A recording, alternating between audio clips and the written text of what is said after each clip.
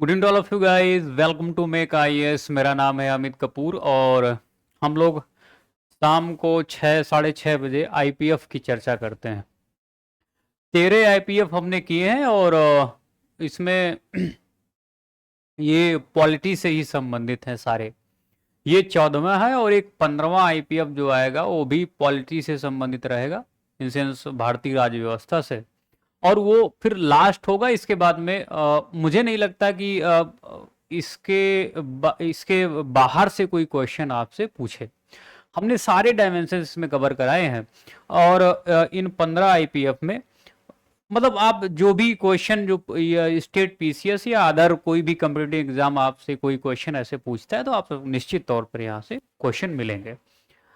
आज एक हमने इसे 14वें आईपीएफ से एक थोड़ा सा एक्स्ट्रा इसमें चीजें देने की बात कही है, या कोशिश करेंगे कि क्वेश्चन भी आपको दिखा दें। हालांकि घटना चक्र वाला जो हिस्सा रहेगा उसमें दिए गए क्वेश्चन हम आपको वही दिखा देंगे कि जो हम पढ़ा रहे हैं कि क्या क्वेश्चन वहां से आते हैं कि नहीं। तो इसके बारे में थोड़ी सी चर्चा कर लेंगे। तो पढ़ाने के बाद में एक बार आपको क्वेश्चन से रूबरू करा देंगे, जिससे ये लगे दिमाग में रहे कि हाँ क्वेश्चन जो है जो पढ़ाया गया वहां से क्वेश्चन पूछे गए हैं और लगातार रिपीट भी किए गए हैं। तो ये आपके जहन में दिमाग में रहना चाहिए। हाँ, तो अभी हम लोग 14वां आईपीएफ कर रहे हैं। हमने जैसा बताया था आपको कि ये पीएमपी प्रोग्राम जो है, प्रीलिम्स मेंटोरशिप प्रोग्राम, यहां से आप इसकी पीडीएफ कलेक्ट कर सकते हैं। बहुत हमने बताया था नॉमिनल फी है। तो यहां से चलिए स्टार्ट करते हैं। तो पहला, अब देखो क्या क्या इसमें हमें मुद्दे कवर करने हैं। तो इसमें नीति आयोग की बात करेंगे। नीति आयोग जनवरी 2015 से नीति आयोग किया गया, पहले योजना आयोग था। लोकपाल और अन्य महत्वपूर्ण ये आयोग हैं। अन्य महत्वपूर्ण में तमाम सारे आयोग दिए गए हैं, जैसे संघ लोक सेवा आयोग है। अब इसके बाद में और भी जो संवैधानिक हैं, एससी एसटी के बारे में है। इसके बाद में तमाम सारे जो संवैधानिक आयोग हैं उनके बारे में हम लोग, तो महत्वपूर्ण आयोग। इसी श्रृंखला में हम चुनाव आयोग के बारे में भी चर्चा करेंगे। तो योजना आयोग से भी क्वेश्चन पूछे गए हैं। जब नीति आयोग में योजना आयोग को बदला गया तो इसके बाद में ऐसे कई सारे स्टेट पीसीएस में, इवन यूपीएससी ने भी क्वेश्चन यहाँ से पूछा था। तो इसको आप लोग कंसीडर करते हुए चलेंगे कि निश्चित तौर पर कुछ क्वेश्चन पूछे जा सकते हैं। तो पहला पॉइंट है, योजना आयोग एक संविधानेतर संस्था है, अर्थात इसका संविधान में कहीं वर्णन नहीं किया गया है। और ये कोई वैधानिक निकाय भी नहीं है। वैधानिक मतलब एक कोई अधिनियम पारित किया जाए, बनाया जाए अधिनियम, उसके आधार पर जो है केवल कहा गया कि एक कार्यकारी आदेश पारित किया गया और योजना आयोग का गठन ऐसे हो गया था। ओके, तो ये ना तो संविधान में है इसका उल्लेख कहीं पे, अर्थात ये संविधानेतर है, और वैधानिक निकाय भी नहीं है। तो इसको भी आप नोट डाउन करते हुए चलेंगे। हालांकि यहाँ पे कहीं पे इसका उल्लेख नहीं किया गया है। बोलचाल में आप लोग, संविधान में कहीं भी इसका कोई उल्लेख नहीं है। ये एक परामर्शदाती संस्था है। योजना आयोग का गठन हमने बताया केंद्रीय मंत्रिमंडल के संकल्प द्वारा 15 मार्च 1950 को किया गया था। तो स्टेट पीसीएस में खासकर यूपी की बात करें तो ये भी इसकी तारीख पूछी गई है। हमने बताया था तारीखें काफी महत्वपूर्ण होती हैं। तो तारीख पूछी गई है, तो ये 15 मार्च 1950 को हूबहू एकदम ऐसे ही टिप दिया गया था। ओके, तो ये इसका अनावरण किया गया है। ओके, इसके बाद में कहा जाता है कि जो प्रधानमंत्री होते हैं इसके पदेन अध्यक्ष होते हैं। प्रथम उपाध्यक्ष जो है वो गुलजारी लाल नंदा, ये उपाध्यक्ष थे योजना आयोग का। और आप जानते हैं योजना आयोग के उपाध्यक्ष को प्रधानमंत्री जो है वो नियुक्त करते हैं, राष्ट्रपति नियुक्त नहीं करते हैं। इसका कार्य था भारत की पंचवर्षीय योजना का निर्माण करना। ओके, तो पंचवर्षीय योजना का निर्माण करना इसका मेन जो है उद्देश्य रखा गया था। अब देखिए यहां से कई बार क्वेश्चन पूछा गया, जब इसका नाम बदला गया और कुछ इसमें इनोवेशन किया गया तो तुरंत तमाम सारे जो है स्टेट पीसीएस और वनडे एग्जाम में धड़ल्ले से ये क्वेश्चन पूछा गया कि कब जो है इस योजना आयोग को समाप्त किया और इसकी जगह कौन सा आयोग या कौन सी जो है इसका ये इंस्टीट्यूशन लाया गया। तो योजना आयोग योजना आयोग को समाप्त कर उसके स्थान पर, तारीखें याद रखना, 1 जनवरी 2015 को नीति आयोग अस्तित्व में आया। अच्छा, नीति आयोग का आशय क्या है? हाँ, तो इसका आशय है national institution for transforming India. Transforming India मतलब ये कहा गया था कि बहुत नीति आयोग अपने आप में इनोवेटिव नहीं है। अब ये माफी चाहूंगा, योजना आयोग अपने आप में इनोवेटिव नहीं है, बहुत सुस्त पड़ी हुई संस्था है। कई बार यूपीएससी में क्वेश्चन पूछा गया क्या इसको खत्म कर देना चाहिए वगैरह वगैरह, तमाम सारे क्वेश्चन पूछे जा रहे थे। फिर सरकार ने क्या किया कि चलो अब इसका नाम बदलते, तो 1 जनवरी 2015 को इसको नीति आयोग किया गया। अब बिल्कुल वैसे ही है, काम बिल्कुल वैसे ही करेगा, लेकिन नाम बदला गया और इसमें थोड़े से कुछ जो है एड ऑन किए गए महत्वपूर्ण बिंदुओं को। इस वजह से ये नीति आयोग से थोड़ी सी आप कह सकते जागरूक संस्था लगती है। तो प्रधानमंत्री नीति आयोग का पदेन अध्यक्ष वैसे ही जैसे योजना आयोग में। नीति आयोग के उपाध्यक्ष सुमन बेरी हैं और इनसे पहले अगर बात करें तो इस पद पर अरविंद पनगड़िया, इन्होंने अपना इस्तीफा दे दिया था। नीति आयोग के उपाध्यक्ष का दर्जा जो है वो सरकार, भारत सरकार के कैबिनेट मंत्री के समान होता है। ये मुद्दा आप नोट करके हुए चलेंगे, हम क्वेश्चन भी दिखाएंगे आपको, स्टेटमेंट ऐसे ही पूछे गए हैं, ठीक है। तो सुमन बेरी इस समय उपाध्यक्ष हैं वर्तमान में।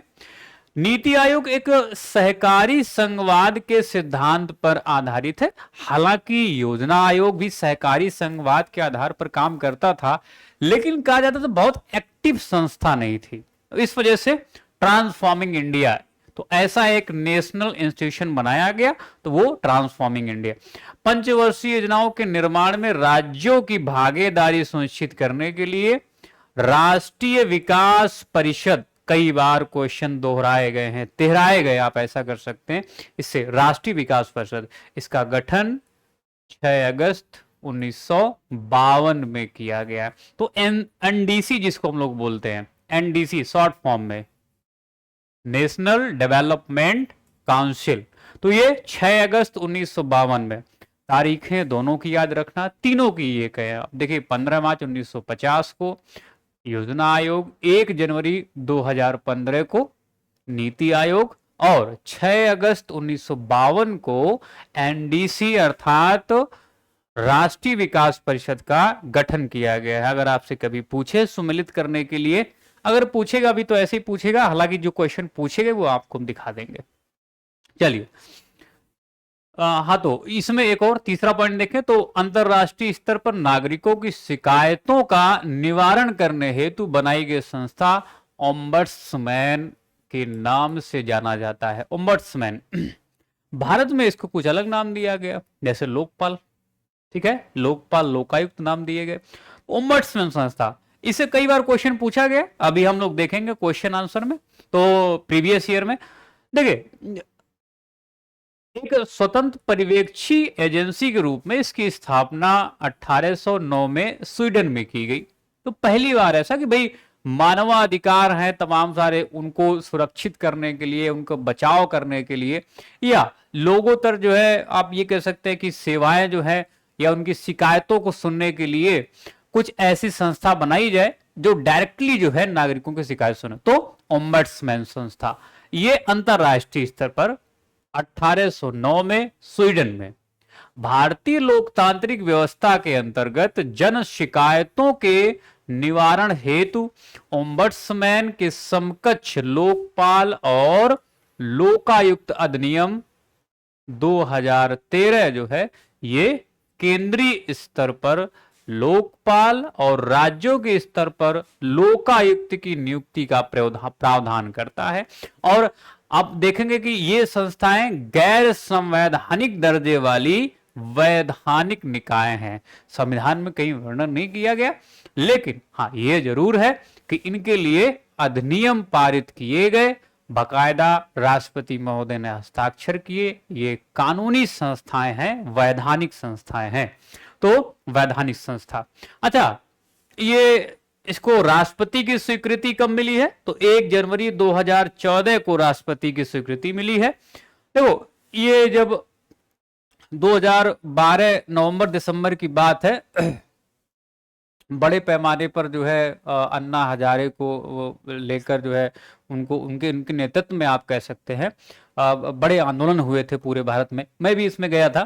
तो उसके बाद में ये कानून पारित किया गया और ओम्बड्समैन जैसा ही जैसे लिखा गया कि समकक्ष लोकपाल और लोकायुक्त, तो ये 2013 1 जनवरी तारीख याद रखना, 1 जनवरी 2014 को राष्ट्रपति महोदय ने उपर्युक्त तो ये जो अधिनियम है इसके तहत केंद्र स्तर पर लोकपाल संस्था के अंतर्गत एक अध्यक्ष और 8 से अनधिक सदस्यों का प्रावधान किया गया है। 8 से अनधिक मतलब होता 8 से ज्यादा नहीं, 8 से अधिक नहीं। तो आप ऐसा कह सकते हैं कि एक अध्यक्ष होगा और प्लस 8 जो है इसमें सदस्य होंगे। ओके, तो कुल मिला के ये 9 सदस्यीय संस्था है। ओके, तो ये बात समझ में आ गई।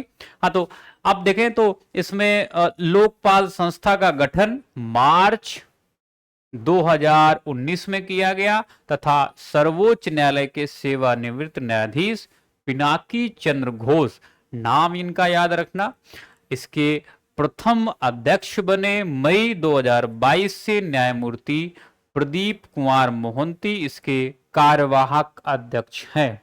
तो इनके नाम, तो पहले इसके अध्यक्ष कौन है? हाँ, पिनाकी चंद्र या पीसी घोष, ऐसे भी आप लिख सकते हैं, ऐसे भी पूछ सकता है पीसी घोष। ये पहले इसके अध्यक्ष बनाए गए कब? 2019 में। ओके, तो ओम्बड्समैन संस्था क्या करती है? जन शिकायतों का निवारण करती है। भारत में लोकपाल लोकायुक्त हैं और अंतरराष्ट्रीय स्तर पर इसको ओम्बड्समैन कहा जाता है। ये 1809 स्वीडन में इसका पहली बार हमें इसकी झलक देखने को मिलती है। चौथा पॉइंट देखें तो 5 जनवरी 1966 को मोरारजी देसाई की अध्यक्षता में गठित प्रथम प्रशासनिक सुधार आयोग ने भारत में लोकपाल एवं लोकायुक्त की स्थापना को सुझाव दिया था। तो ये इस संस्था के लिए देखो पूरे विश्व में आप देखेंगे कि नागरिकों की शिकायतों के लिए ऐसी संस्थाओं का निर्माण किया गया। जब सबसे पहले स्वीडन में किया गया तो ये मांग उठने लगी थी कि भाई नागरिकों की शिकायतों को सीधे जो है वो सुना जाए। ठीक है, फ्रंट डेस्क से भी जो है मतलब जो सामने एकदम बैठा हुआ इंसान है वो जाके सुने। तो ये मांग उठ रही थी। तो 1966 में मोरारजी देसाई जी की सरकार, ये इनकी अध्यक्षता में, माफी चाहूंगा, इनकी अध्यक्षता में 1966 में ही प्रथम प्रशासनिक सुधार आयोग ने कहा कि भाई ऐसी संस्था होनी चाहिए। और इसके बाद में वर्ष 1967 में हनुमंतैया को पहले प्रशासनिक सुधार आयोग का अध्यक्ष बनाया गया था। भारतीय संसद में लोकपाल विधेयक सर्वप्रथम 1968 में चौथी लोकसभा में प्रस्तुत किया गया। तो ये तारीख याद रखना। और लोकसभा कौन सी थी? तो चौथी लोकसभा में 1968 में ये ऐसा प्रावधान जो है वो पारित किया जाता है, विधेयक। अच्छा, इसमें देखेंगे तो महाराष्ट्र ऐसा पहला राज्य है जहां लोकायुक्त कार्यालय की स्थापना 1971 में की गई। पूछा गया कई बार, अभी हम क्वेश्चन देखेंगे कि किस तरह से फॉर्मेट करता है यूपीपीसीएस। तो महाराष्ट्र पहला ऐसा राज्य है, लोकायुक्त कार्यालय 1971 में। अब इसके बाद में कहा जाता है कि उड़ीसा जो है वो ऐसा पहला राज्य था जिसने लोकायुक्त से संबंधित विधेयक को 1971 में ही पेश कर दिया था, पारित कर दिया था। लेकिन ये लागू कब होता है? जाके 1983 में। तो अंतर यहां पे और कंफ्यूजन ये रहता है कि क्या महाराष्ट्र पहले या उड़ीसा पहले। हाँ, ये बात अलग है कि उड़ीसा ने विधेयक को पहले पारित कर दिया था महाराष्ट्र से, ठीक है, लेकिन लागू जो है वो पहले महाराष्ट्र में किया गया है और सेकेंड नंबर पे उड़ीसा में। तो ये अपने थोड़ा जहन में जो डाल के थोड़ा सा ध्यान रखना, नहीं तो कंफ्यूजन ये तमाम सारा रहता है कि सिली क्वेश्चन गलत होते हैं, तो वो गलत नहीं होने चाहिए। उत्तर प्रदेश की बात करें तो उत्तर प्रदेश लोक आयुक्त अधिनियम 1975 के तहत लोकायुक्त अपना प्रतिवेदन राज्यपाल को सौंपता है, जो उसे विधानमंडल के दोनों सदनों में प्रस्तुत करवाता है। ओके, हाँ, तो 1975 कहा जाता है कि 1993 में गठित वोहरा समिति का जो संबंध है वो राजनेताओं और अपराधियों के बीच गठजोड़ की जांच करने से था। क्वेश्चन पूछा गया है, इस वजह से मैंने इसको दिया हुआ है। तो ये वोहरा समिति जो है एक तरह से ये राजनीतिक या मुद्दों को लेकर है कि भाई कैसे यहाँ पे राजनेता और राजनीतिक अपराधी गठजोड़ करते हैं, तो उस पर एक तरह से जांच करने के लिए वोहरा। राजमन्नार आयोग ने भारतीय प्रशासनिक सेवा एवं भारतीय पुलिस सेवा को समाप्त करने की सिफारिश की हुई थी। कहा था कि भाई ये जो प्रशासनिक सेवाएं हैं, आईसीएस वाला जो इशू है जो और आईपीएस है, इसको समाप्त कर दिया जाए। राजमन्नार समिति जो है वो तमिलनाडु में गठित की गई थी, उसके बारे में हम लोग चर्चा कर चुके हैं पहले ही केंद्र राज्य संबंधों में। ओके, तो राजमन्नार समिति, तो ये किसने कहा था? ऐसे क्वेश्चन पूछा गया कि कौन सी ऐसी आयोग था जिसने कहा था कि आईसीएस और आईपीएस जो ये सर्विसेज हैं इनको खत्म कर देना चाहिए? तो राजमन्नार आयोग ने ऐसा बोला हुआ था। अब वो देखो केंद्र राज्य संबंध तमाम सारे मुद्दे बने रहते हैं, उसको लेकर उन्होंने बोला था। पांचवा फैक्ट देखें तो 28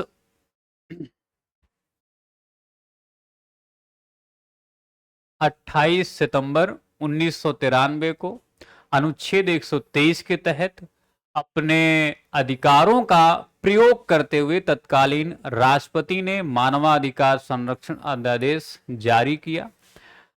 इसमें ज्ञात होना चाहिए कि मानवाधिकार संरक्षण अधिनियम 1993 28 सितंबर 1993 से ही प्रभावी किया गया था। तो ध्यान रखना, ये भाई कोई संवैधानिक संस्था नहीं है, लेकिन वैधानिक संस्था है। क्यों? इसके लिए बकायदा एक अध्यादेश जारी किया गया और वहां से फिर ये कानून इस पे बना। ओके, तो ये एक तरह से वैधानिक संस्था है, हाँ, संवैधानिक संस्था नहीं है। हाँ, ये आप लोग ध्यान रखना कि ये प्रभावी कब हुआ है। तो प्रभावी जो है वो 28 सितंबर 1993 से ये प्रभावी हुआ है। देखिए, तो राष्ट्रीय मानवाधिकार आयोग एक गैर संवैधानिक या सांविधिक संस्था है। इसका गठन 12 अक्टूबर 1993 को किया गया। इसके अध्यक्ष एवं सदस्यों की नियुक्ति राष्ट्रपति द्वारा की जाती है। आयोग के अध्यक्ष एवं सदस्यों की नियुक्ति के लिए समिति गठित की जाती है, जिसमें आप देखेंगे प्रधानमंत्री और केंद्रीय गृह मंत्री, लोकसभा एवं राज्यसभा में विपक्ष के नेता, लोकसभा अध्यक्ष एवं राज्यसभा के उपसभापति इसमें पार्टिसिपेट करते हैं। और ध्यान रखना, ये जो समिति होती है राष्ट्रीय मानवाधिकार आयोग के अध्यक्ष और सदस्यों को सिफारिश करने के लिए, तो इसको प्रधानमंत्री साहब लीड करते हैं, अर्थात इसके अध्यक्ष जो होते हैं वो प्रधानमंत्री होते हैं। तो ये क्लियर हो गया। हाँ, तो इसमें क्या आप समझे कि प्रधानमंत्री, गृह मंत्री, केंद्रीय गृह मंत्री, लोकसभा राज्यसभा के दोनों के विपक्ष के नेता और लोकसभा अध्यक्ष तथा राज्यसभा के उपसभापति, और जो इसको लीड कर रहे हैं, जो अध्यक्ष होते हैं इस समिति का, वो माननीय प्रधानमंत्री जी होते हैं। वो सिफारिश करते हैं राष्ट्रपति महोदय को और राष्ट्रपति महोदय फिर इनके सदस्यों और अध्यक्ष की नियुक्ति करते हैं। अच्छा, राष्ट्रीय मानवाधिकार आयोग की शक्ति मात्र सलाहकारी प्रकृति की है, जोर जबरदस्ती नहीं कर सकते, नहीं हमने ये सलाह दी है तो राष्ट्रपति महोदय को माननी ही चाहिए, ऐसा बिल्कुल से भी वो नहीं कर सकते। हाँ, तो यहाँ पे सलाहकारी प्रकृति की होती है। हालांकि अगर आप देखें यहाँ पे कई बार देखो कारण भी नहीं बताना होता कि भाई क्यों हमारी नहीं मान रहे बात, आप कारण भी नहीं बताना होता है, भाई सरकार नहीं बोलती तो नहीं, हमें नहीं मतलब है, हम बाद में देख लेंगे अपना, तो ऐसा कुछ करके, तो ये मात्र सलाहकारी प्रकृति के है। तो क्लियर हो गया। हाँ, तो इसमें से भी एक क्वेश्चन, चलो नेक्स्ट देखें। अच्छा देखो, इसमें कुछ चेंजेस किए गए हैं 2019 में, कुछ चेंजेस किए गए हैं वो चेंजेस आपसे हो सकता है स्टेटमेंट के तौर पर पूछे, तो एक बार हम इस पे चर्चा करते हैं। देखिए, तो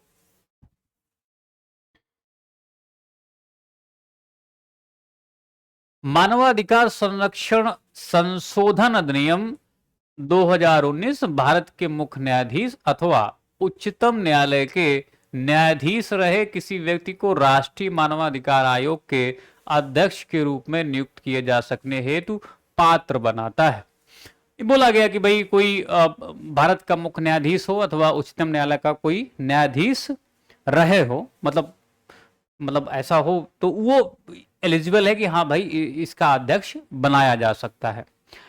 दूसरी बात इसमें देखेंगे तो कहा जाता है कि आयोग के गैर सदस्यों मतलब सिविल सोसाइटी की संख्या को 2 से बढ़ाकर इसमें 3 किया गया है, और जिसमें एक महिला अवश्य होनी चाहिए।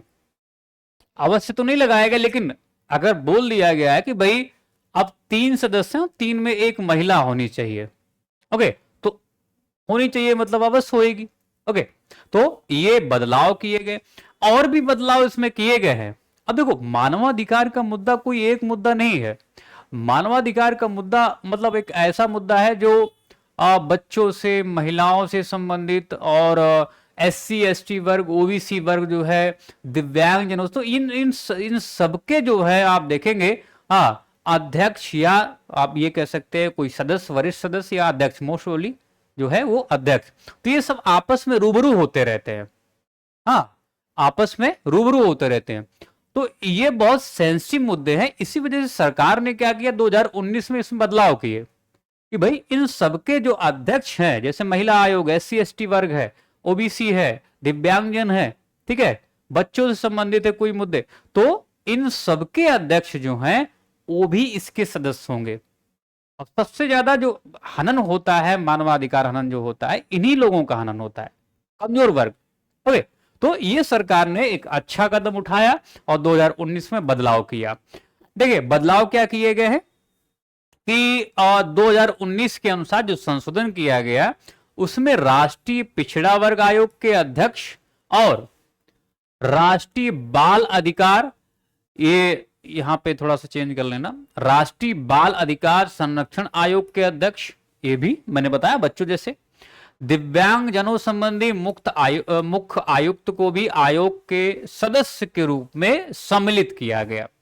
राष्ट्रीय अल्पसंख्यक आयोग, राष्ट्रीय अनुसूचित जाति आयोग, राष्ट्रीय अनुसूचित जनजाति आयोग, राष्ट्रीय महिला आयोग के चेयरपर्सन पहले से ही इसके सदस्य हुआ करते थे। तो आपसे जब क्वेश्चन पूछा जाएगा तो यहां से पूछा जाएगा ये जो मुद्दे हैं कि अभी 2019 में क्या बदलाव किए गए, तो बच्चों से संबंधित मुद्दे मानवाधिकार को लेकर बड़ा मुद्दा बनता है उस वजह से, और दिव्यांगजनों को लेकर भी बड़ा मुद्दा बनता है। और उसी क्रम में हम राष्ट्रीय पिछड़ा वर्ग को भी या पिछड़े वर्गों के लोगों को भी नहीं छोड़ सकते हैं, तो उनके भी अपने बहुत बड़े इश्यूज होते हैं मानवाधिकार को लेकर। तो इस वजह से इन सभी अध्यक्षों को इसमें शामिल किया गया। तो ये 3 जो है ये जो आयुक्त है या आयोग है, इनको शामिल किया गया, बदलाव किया गया 2019 में, और इसमें ये 3, ओके। हाँ, तो ये चीज ध्यान रखना। इसके बाद में संशोधन अधिनियम 2019 द्वारा राष्ट्रीय आयोग और राज्य आयोगों के अध्यक्षों एवं सदस्यों की पदावधि को 5 वर्ष से कम कर दिया गया और इसको अब 3 वर्ष कर दिया गया। तो ये एक बड़ा बदलाव किया गया है, ओके। तो अध्यक्ष, राज्यों का आयोगों के भी अध्यक्ष, दोनों, ठीक है। अब ऐसा नहीं कंफ्यूजन पालना कि क्या केवल राष्ट्रीय वर्ग, नहीं, राष्ट्रीय आयोग, तो राष्ट्रीय आयोग नहीं है, इसमें राज्य आयोगों के भी जो अध्यक्ष सदस्य हैं उनके लिए भी अब 5 वर्ष नहीं है, 3 वर्ष ही है, ओके। देखें, इसमें संशोधन किया गया तो और भी क्या, तो यह संशोधन अधिनियम राज्य के मुख्य न्यायाधीश अथवा उच्च न्यायालय के न्यायाधीश रहे किसी व्यक्ति को राज्य मानवाधिकार आयोग के अध्यक्ष के रूप में नियुक्त किए जा सकने हेतु पात्र बनाता है। तो ये तो बात बिल्कुल वैसी ही है जैसा हमने कहां पढ़ा था, यहां पे राष्ट्रीय मानवाधिकार आयोग में, तो बिल्कुल वैसे ही है। तो जैसे राष्ट्रीय मानवाधिकार में बदलाव किया गया कि भाई कोई मुख्य न्यायाधीश भी बन सकता है या कोई उच्चतम न्यायालय का न्यायाधीश रह चुका हो वो बन सकता है, तो बिल्कुल राज्य में भी वैसे ही किया गया। हाँ, तो राज्य मानवाधिकार आयोग के अध्यक्ष एवं सदस्यों की नियुक्ति संबंधित राज्य के राज्यपाल द्वारा की जाती। नोट डाउन करेंगे, स्टार लगा दे रहा हूं नहीं तो कंफ्यूजन करेंगे आप। ओके, तो ये राज्यपाल करता है। यहां पे आप देख रहे हैं सीधे तौर पर राष्ट्रपति महोदय नियुक्ति करते हैं। कहां पे? राष्ट्रीय। तो ये क्लियर हो गया। यहां से भी क्वेश्चन एक पूछा जाएगा। ओके, तो इसको ध्यान रखना आप। भारत का विधि आयोग की बात करें तो देखो ये भी एक गैर संवैधानिक निकाय है जिसे विधि और न्याय मंत्रालय भारत सरकार के विधि कार्य विभाग की अधिसूचना द्वारा गठित किया गया था। पहला विधि आयोग 1955 में एमसी सीतलवाड़ की अध्यक्षता में गठित किया गया। अब इनके नाम याद रखना, एमसी सीतलवाड़ पहले विधि आयोग के अध्यक्ष, 1955 में इसका गठन। अच्छा, नवंबर 2022 में न्यायमूर्ति ऋतुराज अवस्थी की अध्यक्षता में 22वें विधि आयोग का गठन किया गया है और अभी भी यही है वर्तमान में। ठीक है, तो आप इन दोनों मुद्दों को भी ध्यान रखेंगे। तो ये भी गैर संवैधानिक निकाय है विधि आयोग। चलिए, हाँ, तो एक और अभी है इसमें अल्पसंख्यक के बारे में। तो जो महत्वपूर्ण आयोग की बात हम लोग कर रहे थे उसमें कुछ मुद्दे और भी शामिल हैं, तो इनको आप लोग खास ध्यान रखेंगे। देखिए एक बार 8वां पॉइंट, राष्ट्रीय अल्पसंख्यक आयोग का गठन मूलतः अल्पसंख्यक आयोग के रूप में 1978 में किया गया। संसद के एक 1992 के अधिनियम ये आप देखेंगे तो इसको एक वैधानिक अर्थात सांविधिक दर्जा प्रदान करते हुए वर्तमान स्वरूप दिया गया है। तो राष्ट्रीय अल्पसंख्यक आयोग पहले मतलब 1978 में एक आयोग बना दिया गया था, लेकिन बहुत इस पर चर्चा नहीं हुई। 1992 में राष्ट्रीय अल्पसंख्यक आयोग को सांविधिक मतलब एक अधिनियम पारित किया गया और इस अधिनियम के द्वारा इसको वैधानिक दर्जा दिया गया। अब ये एक वैधानिक निकाय है अर्थात सांविधिक निकाय है। हालांकि वैधानिक सांविधिक मतलब क्या है, संविधान में इसका कहीं वर्णन नहीं किया गया, बस एक अधिनियम पारित किया गया और माननीय राष्ट्रपति ने इस पे हस्ताक्षर किए और ये एक कानून बन गया। तो इस विधान में है लेकिन संविधान में नहीं है आज भी। केंद्र सरकार द्वारा पहले 5 समुदाय जैसे मुस्लिम, ईसाई, सिख, बौद्ध और पारसी को अल्पसंख्यक समुदाय के रूप में अधिसूचित किया गया था, लेकिन अब अगर देखें तो इसमें बदलाव यह किया गया कि 27 जनवरी 2014 को जैनों को भी अल्पसंख्यक समुदाय के रूप में अधिसूचित किया गया। तो कुल मिला के आप ये कहेंगे कि इस समय इसमें 6 ऐसे समुदाय हैं जिनको अल्पसंख्यक का दर्जा दिया गया। हाँ, तो ये बात समझ में आ गई। हाँ, आगे बढ़ते हैं। तो मुस्लिम, ईसाई, सिख, बौद्ध, पारसी और ये जैनों को भी 2014 में शामिल किया गया। एक बड़ा इशू है, इसको आप लोग ध्यान से समझेंगे। देखिए, बिंदेश्वरी प्रसाद मंडल की अध्यक्षता में वर्ष 1979 में मंडल आयोग का गठन किया गया। बीपी मंडल जिसको बोलते हैं, आप शॉर्ट फॉर्म में क्या बोलते हैं, बीपी मंडल। आप ऐसा बोलते हैं ना, बीपी मंडल।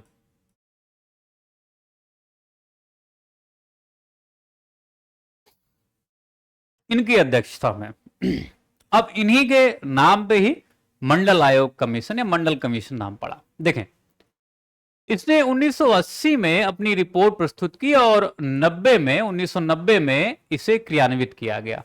मंडल आयोग का प्रमुख कार्य था कि सामाजिक और शैक्षणिक रूप से जो पिछड़े लोग हैं इनकी पहचान की जाए 80 में, और आप देखेंगे तो इसी वजह से इसका गठन किया गया था।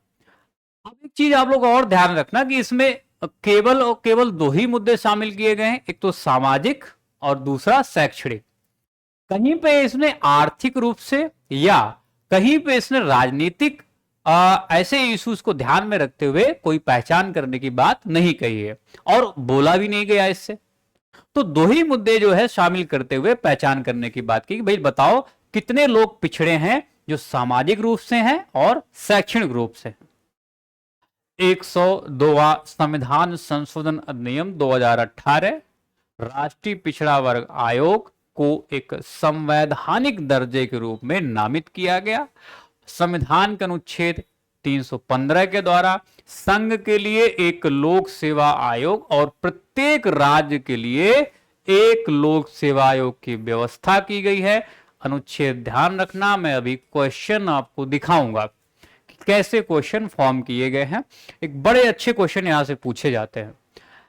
इसी में दो या अधिक राज्यों के परस्पर करार और उन राज्यों के विधान मंडलों के आशय का संकल्प पारित करने पर संसद विधि द्वारा उन राज्यों के लिए संयुक्त लोक सेवा आयोग हेतु उपबंध कर सकती है। तो अगर दो राज्य या दो से अधिक परस्पर कोई राज्य ऐसे करार करते हैं कि भाई ठीक है, तुम्हारे लिए भी अच्छा, हमारे लिए भी अच्छा है, संसद को बोलते हैं कि कोई भाई ऐसा संयुक्त लोक सेवा आयोग का गठन कर दिया जाए जिससे हमारा चलता रहे, ठीक है। तो ये बात जो है ध्यान रखना, इसमें दो या अधिक है, दो या अधिक है, एक या एक से अधिक नहीं है। तो ये आप लोग थोड़ा ध्यान रखना। हालांकि इतना बहुत अंदर घुस के नहीं पूछता है और बहुत आप ये कह सकते हैं बहुत एकदम ऐसा नहीं कि भाई यूपीएससी टाइप का क्वेश्चन बना दे स्टेट पीसीएस, तो ऐसा नहीं बनाता है। तो फिर भी आप लोग ध्यान रखें। अनुच्छेद 316(1) के तहत संघ लोक सेवा आयोग और संयुक्त लोक सेवा आयोग के अध्यक्ष और सदस्यों की नियुक्ति राष्ट्रपति महोदय द्वारा की जाती है, जबकि राज्य लोक सेवा आयोग के अध्यक्ष एवं सदस्यों की नियुक्ति का जो प्राधिकार है वो राज्य के राज्यपाल के पास में होता है। किसके पास में? राज्य के राज्यपाल के पास में होता है। इसमें एक बड़ी इंटरेस्टिंग बात यह भी है, इंटरेस्टिंग बात यह है कि ध्यान रखना, इनको राष्ट्रपति महोदय हटाते हैं। अपने आप में अद्भुत है। अद्भुत क्या है कि जो राज्य लोक सेवा आयोग जो अध्यक्ष और सदस्य हैं, इनके सदस्यों के इनको नियुक्ति तो राज्यपाल करते हैं, लेकिन हटाता कौन है? राष्ट्रपति महोदय। वो भी माननीय सुप्रीम कोर्ट के रिपोर्ट के बाद वो जांच करते हैं। अपने आप में अद्भुत है। ओके, और ये भी अद्भुत है कि जो राज्य में क्या कार्य चल रहा है, सब कुछ सारी चीजें जो है वो राज्य के राज्यपाल को ये अपनी रिपोर्ट सौंपते हैं। कौन? राज्य लोक सेवा आयोग। लेकिन हटाया जो जाता है वो राष्ट्रपति महोदय द्वारा हटाया जाता है। तो ये आप लोग अपने दिमाग में कंठस्थ करके रखना। चल, संविधान के अनुच्छेद 323 के अनुसार संघ लोक सेवा आयोग अपना वार्षिक प्रतिवेदन राष्ट्रपति को, जबकि राज्यपाल ये राज्य लोक सेवा आयोग अपना वार्षिक प्रतिवेदन राज्यपाल को सौंपता है। तो ये 223 ध्यान रखना, और 223 में ही दोनों मुद्दे शामिल कर दिए गए हैं। ठीक, इसमें अगर संघ लोक सेवा आयोग की बात करें तो वार्षिक प्रतिवेदन राष्ट्रपति महोदय को, और राज्य लोक सेवा आयोग की बात करें तो वार्षिक प्रतिवेदन राज्यपाल को। आर्टिकल एक ही है, कौन सा? 323। संविधान के अनुच्छेद 322 के अनुसार संघ लोक सेवा आयोग के व्यय भारत की संचित निधि पर, जबकि राज्य लोक सेवा आयोगों के व्यय संबंधित राज्य की संचित निधि पर भारित होते हैं। तो ये आप लोग ध्यान रखना। उनको वेतन जो है कहां से दिया जाता है तो बताया गया इस संचित निधि से दिया जाता है, और ये 322 में ऐसी बातें कही गई हैं। 322 में ऐसी बातें कही गई हैं। नेक्स्ट और भी एक अच्छा इशू उत्तर प्रदेश को लेके, और आप पेपर भी देने जा रहे हैं यूपी पीसीएस का। तो उत्तर प्रदेश के लोकायुक्त की पद धारण जो अवधि है वो 8 वर्ष है। क्वेश्चन पूछा गया है उत्तर प्रदेश विशेष को लेकर, तो 8 वर्ष है।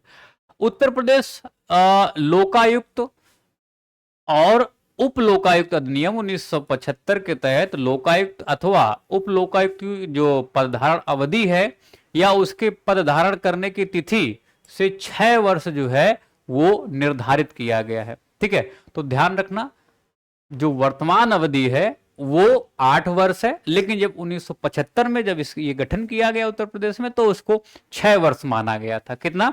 6 वर्ष निर्धारित किया गया था, लेकिन अब जो है वर्तमान में 8 वर्ष है। हालांकि इतना पुराना नहीं पूछेगा आपसे कि कब 1975 में क्या थी, हो सकता पूछ भी ले, लेकिन आप ध्यान रखना पहले 6 थी, अब 8 है। लेकिन 2012 में आप देखेंगे ये 6 से बढ़ाकर 8 कर दी गई है। और एक साथ में और ध्यान रखना, ये साथ ही इसके पदाधिकारी के पद ग्रहण करने तक इसके पद पर बने रहने का भी प्रावधान किया गया है। तो ये आप लोग, माफी चाहूंगा, उत्तराधिकारी के पद ग्रहण करने तक। हालांकि देखो, जो भी बहुत महत्वपूर्ण पद होते हैं वो संवैधानिक पद ना हो या संवैधानिक पद हो, अपने उत्तराधिकारी के नहीं आने तक वो अपने पद पर रहते हैं। तो बिल्कुल उसमें ये, इसमें भी वही किया गया कि इसके उत्तराधिकारी के पद ग्रहण करने तक ये अपने पद पर बने रहते हैं, मतलब जब तक इनका उत्तराधिकारी नहीं आ जाता है। तो ये 2012 में 6 से 8 जो है इनका ये अवधि की गई है। हाँ, तो एक और देखें, इसमें संविधान के पुनरीक्षण के लिए आयोग की नियुक्ति 22 फरवरी 2000 को जस्टिस एन वेंकट चिलैया की अध्यक्षता में केंद्रीय सरकार ने की थी।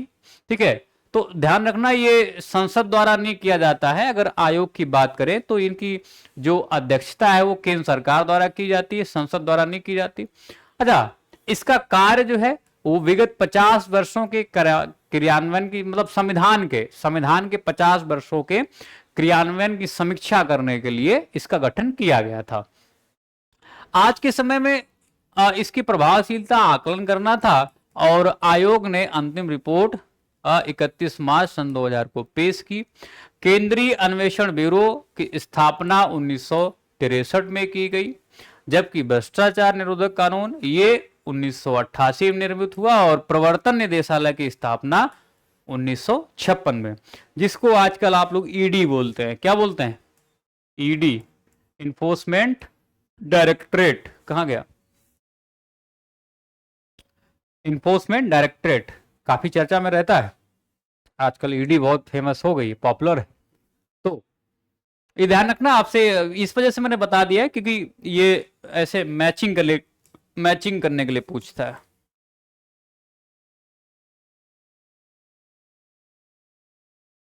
मैचिंग करने के लिए पूछेगा। तो केंद्रीय अन्वेषण ब्यूरो कब स्थापना की गई है, और इधर इधर संस्थाएं दे देगा और इधर दे देगा वर्ष। तो ये ध्यान रखना। भ्रष्टाचार निरोधक 1988, प्रवर्तन निदेशालय 1956 में इसका गठन किया गया।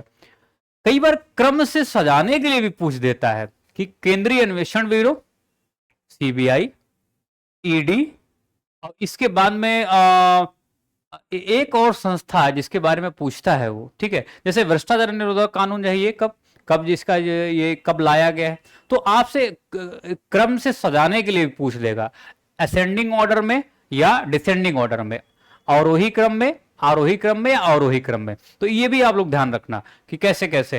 हालांकि आरोही और अवरोही बड़ा मुश्किल से, लेकिन हाँ ये बताता है कि क्रम में आप सजाएं। ठीक है, क्रम में सजाने के लिए आपसे पूछता है, तो ये आप लोग ध्यान रखना। ओके, हाँ, तो आगे देखते हैं। सतर्कता आयोग, देखिए इसके बारे में आपसे पूछा गया है क्वेश्चन, कई बार पूछा गया कि भाई किसके सिफारिश के आधार पर इसका गठन किया गया। तो सीवीसी, ठीक है, विजिलेंस कमीशन, जिसको कमिश्नर बोलते हैं, विजिलेंस कमीशन भी बोलते हैं। Vigilance commission, central vigilance commission, सतर्कता। देखें एक बार, केंद्रीय सतर्कता आयोग की स्थापना संथामन समिति की सिफारिशों पर केंद्र सरकार द्वारा 1964 में की गई। कब की गई है? 1964 में, फरवरी। तो के संथामन, ऐसे भी ये पूछा जाता है, के संथामन। आप संथामन समिति ध्यान रखना।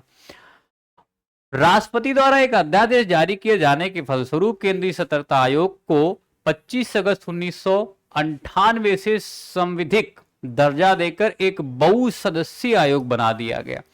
पहले ये बहुसदस्यीय आयोग नहीं था, इसको ये एक वैधानिक निकाय भी नहीं था, लेकिन ये वैधानिक निकाय 1998 में बनता है और इसमें एक से ज्यादा सदस्यों की नियुक्ति की भी बात कही जाती है। तो ये बहुसदस्यीय और इसको सांविधिक दर्जा अर्थात वैधानिक दर्जा जो दिया गया 1998, वो भी राष्ट्रपति के एक अध्यादेश द्वारा। केंद्रीय सतर्कता आयोग अधिनियम 2003 में संसद द्वारा अधिनियमित किया गया और इसके तहत इसमें अध्यक्ष के रूप में केंद्रीय सतर्कता आयुक्त के साथ 2 से अनधिक सतर्कता आयुक्त सदस्य होते हैं। अर्थात ये आप कह सकते हैं 2 से अनधिक का मतलब मैं कई बार बता चुका हूं, मतलब 2 से अधिक नहीं। तो आप ये कहेंगे कि जो सीवीसी है वो 3 सदस्यीय निकाय है। ओके, 3 सदस्यीय निकाय है। तो आप ऐसे इसको मानते हुए चलेंगे। तो इसमें एक अध्यक्ष रहेगा और 2 जो है, एक प्रेसिडेंट और 2 जो है इसके मेंबर। तो आप ऐसा मान के चल। अब देखो मैं इतना गहराई से क्यों बता रहा हूं। क्वेश्चन ये पूछा गया कि शायद वित्त आयोग से था हाँ, वित्त आयोग से था कि वित्त आयोग में एक अध्यक्ष और 8 या 6 ऐसे कुछ पूछा गया कि सदस्य होते हैं, या 2 या 3 ऐसे पूछा गया था। तो इस वजह से जब भी मैं कुछ आयोग के बारे में बात कर रहा हूं तो इसको थोड़ा ध्यान से सुनना, क्योंकि वो तो पूछ चुका है वित्त आयोग से लेके, वित्त आयोग वित्त आयोग से लेके तो पूछ चुका है भाई कितने इसमें सदस्य होते हैं, ठीक है, और अध्यक्ष के साथ में कितने सदस्य। लेकिन बाकी जो और भी हमारे पास में आयोग है, अब उनसे कोई क्वेश्चन पूछेगा और हो सकता है कि फॉर्मेट उनका बहुत जल्दी चेंज होता नहीं है स्टेट पीसीएस वालों का, तो वो हूबहू आयोग चेंज कर देंगे और जो भाषा है, भाषा जो है उसकी जो स्टेटमेंट है वो लगभग वैसे ही रहेंगे।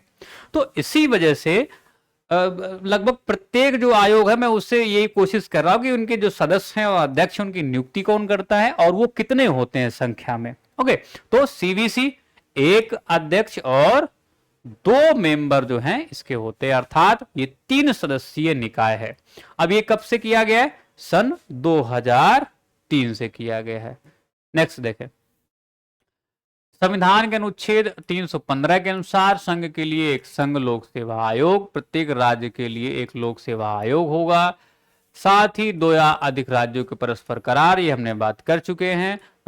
ये 315(2) में दिया गया है कि एक संयुक्त लोक सेवा आयोग का उपबंध जो है वो राज्यों के लिए संसद कर सकती है। भारतीय संविधान के अनुच्छेद 316(1) के अनुसार संघ लोक सेवा आयोग या संयुक्त लोक सेवा आयोग 2 या 2 से अधिक राज्यों के लिए अध्यक्ष और सदस्यों की नियुक्ति राष्ट्रपति द्वारा की जाती है। इसके बारे में हम लोग बात कर चुके हैं, ठीक है।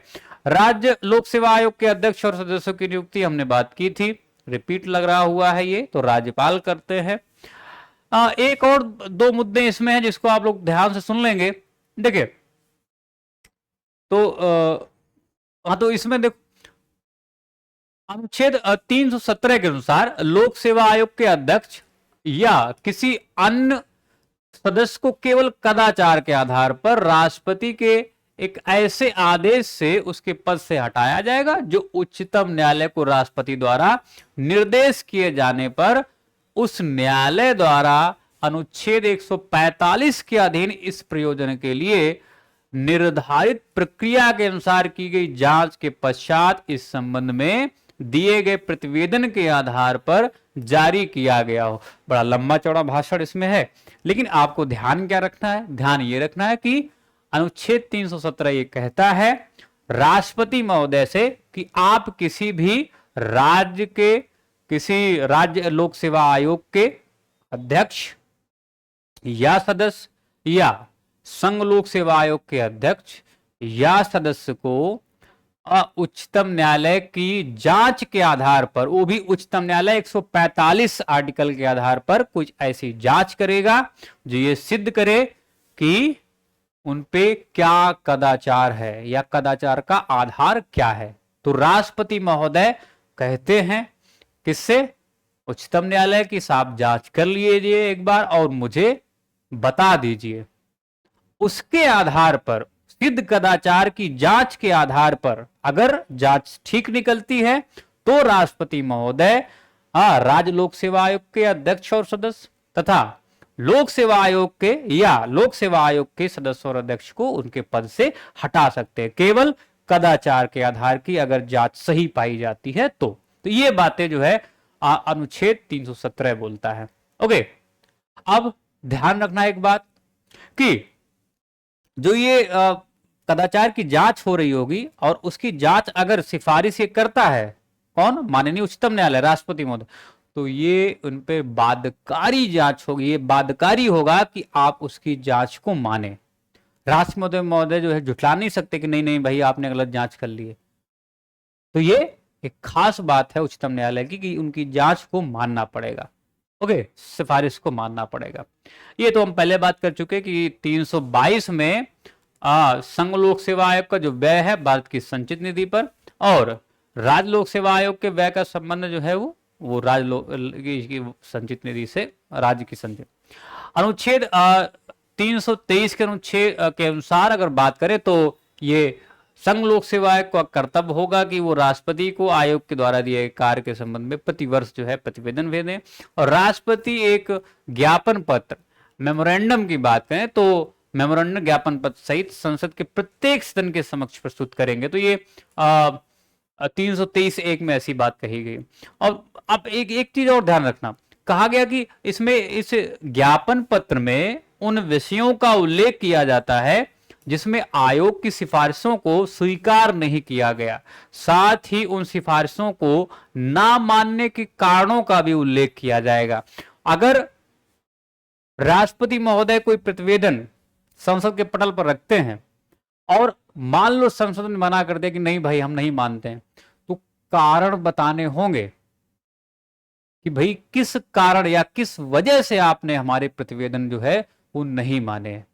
ओके, मानना ना मानना तो ये अलग बात है कि भाई नहीं मानेगा, लेकिन क्यों नहीं माना है उसके लिए कारण भी बताने होंगे। और अगर उस प्रतिवेदन को स्वीकार नहीं किया जा रहा है तो उसके लिए भी कारण बताने पड़ेंगे संसद में सरकार को कि भाई क्यों जो है ये प्रतिवेदन स्वीकार नहीं किए गए। तो ये बड़ी खुली बात यहां पे कही गई, तो इसको आप लोग ध्यान रखेंगे।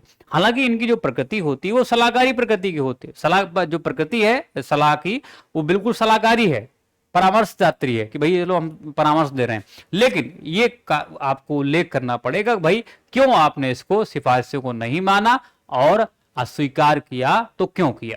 चलिए, एक बड़ा इशू है यहाँ पे, यहां से हर दूसरे तीसरे साल में क्वेश्चन पूछता है, तो इसको आप लोग स्टार लगाएंगे और ध्यान से इन बातों को सुनेंगे। देखें, अनुच्छेद 371 के अंतर्गत महाराष्ट्र और गुजरात ये विशेष उपबंधों की बात कर रहे हैं कि कौन से राज्य को विशेष उपबंध जो है वो दिए गए और उनसे संबंधित अनुच्छेद कौन से, तो इनके बारे में थोड़ी सी बात करते हैं।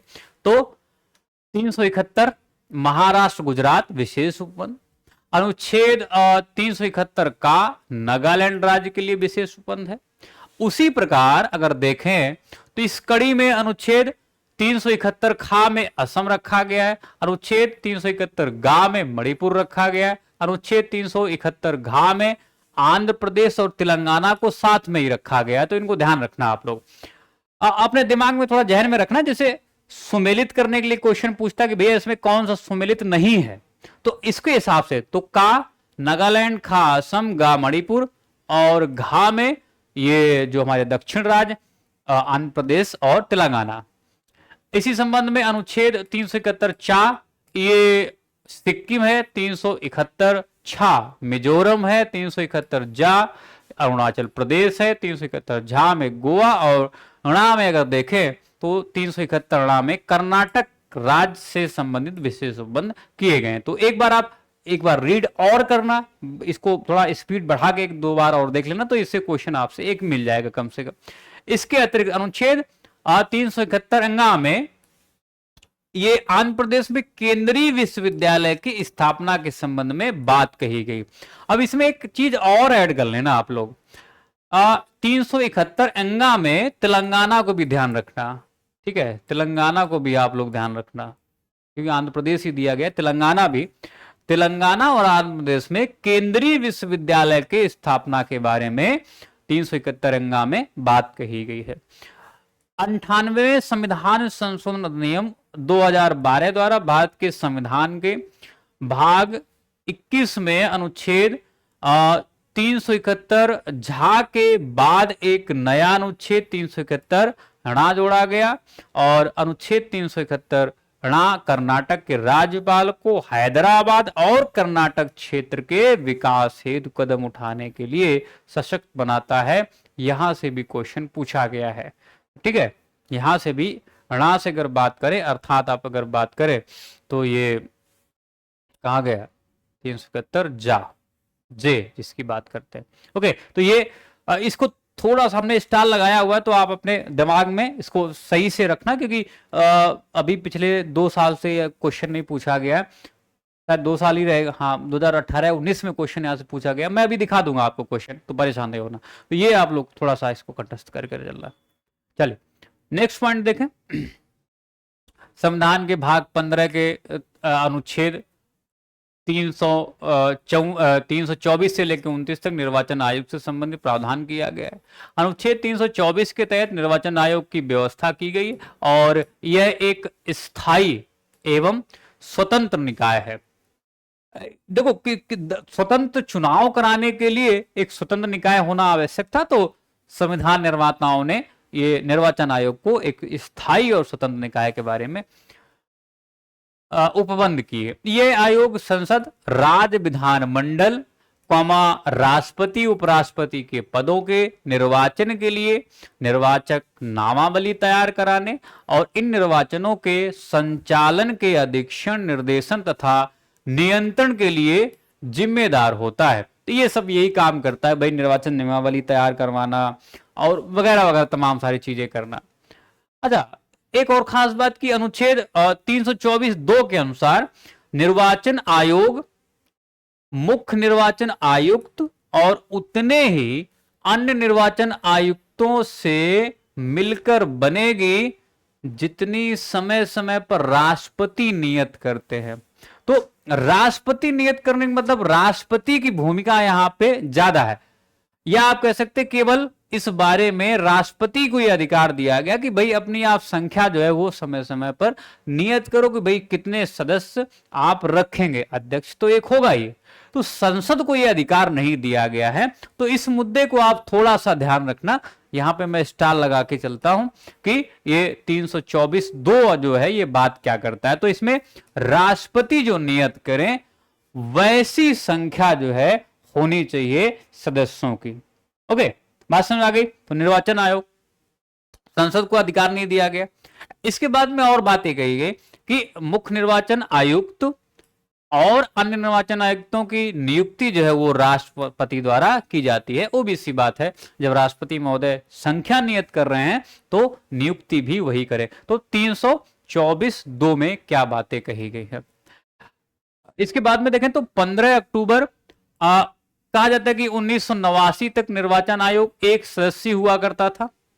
राष्ट्रपति महोदय ने जरूरत नहीं समझी तो बोला कि ठीक है ये एक सदस्य रहेगा, हम अभी संख्या और नहीं बढ़ाएंगे सदस्यों की। तो एक जो है केवल अध्यक्ष के रूप में तो मुख्य निर्वाचन आयुक्त हुआ करता था। इसके बाद में बात की नहीं भाई, चीजें संभल नहीं रही है, तो 16 अक्टूबर 1989 को सर्वप्रथम निर्वाचन आयोग में 2 अतिरिक्त निर्वाचन आयुक्तों की नियुक्ति की गई। अब जनवरी 1990 तक ही ये पद पर रहे। अब आप कह सकते हैं कि लगभग अक्टूबर, नवंबर, दिसंबर, जनवरी, लगभग 3 महीने तक ये बहुसदस्यीय रहा। हो सकता है जरूरत महसूस नहीं की गई हो, तो 90 तक ही रहा ये, 1 जनवरी 90 तक, लगभग 3 महीने तक ये बहुसदस्यीय रहा। लेकिन देखा गया कि भाई ये एक अध्यक्ष से ही या एक सदस्यीय निकाय से ही काम नहीं होने वाला है। 1 अक्टूबर 1993 को ये दोबारा 2 अतिरिक्त निर्वाचन आयुक्तों के साथ फिर से ये जो है बहुसदस्यीय निकाय बना और तब से लेकर अर्थात 1 अक्टूबर 1993 से अब ये वर्तमान की स्थिति देखें तो 3 सदस्यीय है, अर्थात इसमें 1 अध्यक्ष और 2 इसमें ये इसके सदस्य हैं। तो राष्ट्रपति निर्वाचन आयोग की सलाह पर प्रादेशिक आयुक्तों की नियुक्ति कर सकता है। नोट डाउन करेंगे इसको, स्टेटमेंट, ये यूपीएससी के स्टेटमेंट थोड़ा ऐसे ही होते हैं, लेकिन स्टेट पीसीएस में भी आजकल ऐसे स्टेटमेंट बना रहे हैं, तो आप भी अपने दिमाग में इसको रखेंगे। तो राष्ट्रपति निर्वाचन आयोग की सलाह पर प्रादेशिक आयुक्तों की नियुक्ति कर सकते हैं। ओके, हाँ, तो इसमें सिफारिश ध्यान रखना निर्वाचन आयोग की है। वर्तमान में निर्वाचन आयोग में मुख्य इसमें निर्वाचन आयुक्त हैं और 2 अन्य निर्वाचन आयुक्त हैं। अच्छा, इसमें खास बात क्या है? खास बात आप देखेंगे तो शक्तियां जो होती हैं वो लगभग आप देखेंगे समान होती हैं। एक मुद्दा ऐसा है जो मुख्य निर्वाचन आयुक्त को अन्य निर्वाचन आयुक्तों से अलग करता है। तो अब बाकी सारी चीजें देखें तो समान लगेंगी। देखें, जैसे समान शक्तियां भी हैं, वेतन भत्ते और दूसरे अनुलाभ भी समान है, जो मिल रहा है सब कुछ समान है। समान शक्तियां भी हैं। ओके, जो सर्वोच्च न्यायालय के न्यायाधीश के समतुल्य है, अंडरलाइन करेंगे या इसको स्टार लगाएंगे? किसके? सर्वोच्च न्यायालय के समतुल्य हैं, सर्वोच्च न्यायालय के जो न्यायाधीश उसके समतुल्य हैं।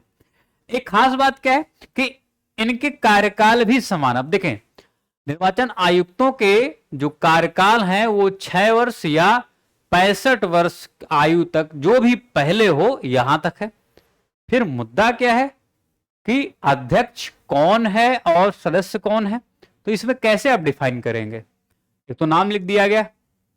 एक मुद्दा यहां पे बनता है ये कि जब कभी भी अन्य निर्वाचन आयुक्तों को पद से हटाया जाता है, केवल एक अंतर है, केवल एक अंतर कि जब कभी भी अन्य निर्वाचन आयुक्तों को पद से हटाया जाता है तो उसकी सिफारिश जो है मुख्य निर्वाचन आयुक्त करते हैं। केवल एक अंतर है कि उनको अध्यक्ष के रूप में नामित करता है। कहा? वही अंतर है कि केवल निर्वाचन आयुक्तों और भी जो है उनको हटाने की सिफारिश जो है मुख्य निर्वाचन आयुक्त करता है। इसी वजह से वो मुख्य है, नहीं तो समान शक्तियां हैं, वेतन भत्ते, दूसरे अनुलाभ भी समान हैं और उनका जो कार्यकाल है वो भी समान है।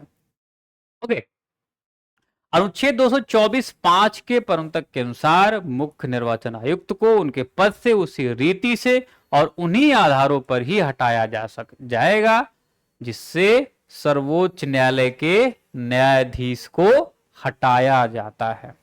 ओके, किसी अन्य निर्वाचन आयुक्त या प्रादेशिक निर्वाचन आयुक्त को मुख्य निर्वाचन आयुक्त की सिफारिश के आधार पर ही पद से हटाया जाता है। तो केवल और केवल इतना ही अंतर है, बाकी कार्यकाल और उनके वेतन भत्ते, शक्तियां और ये सब समान ही हैं।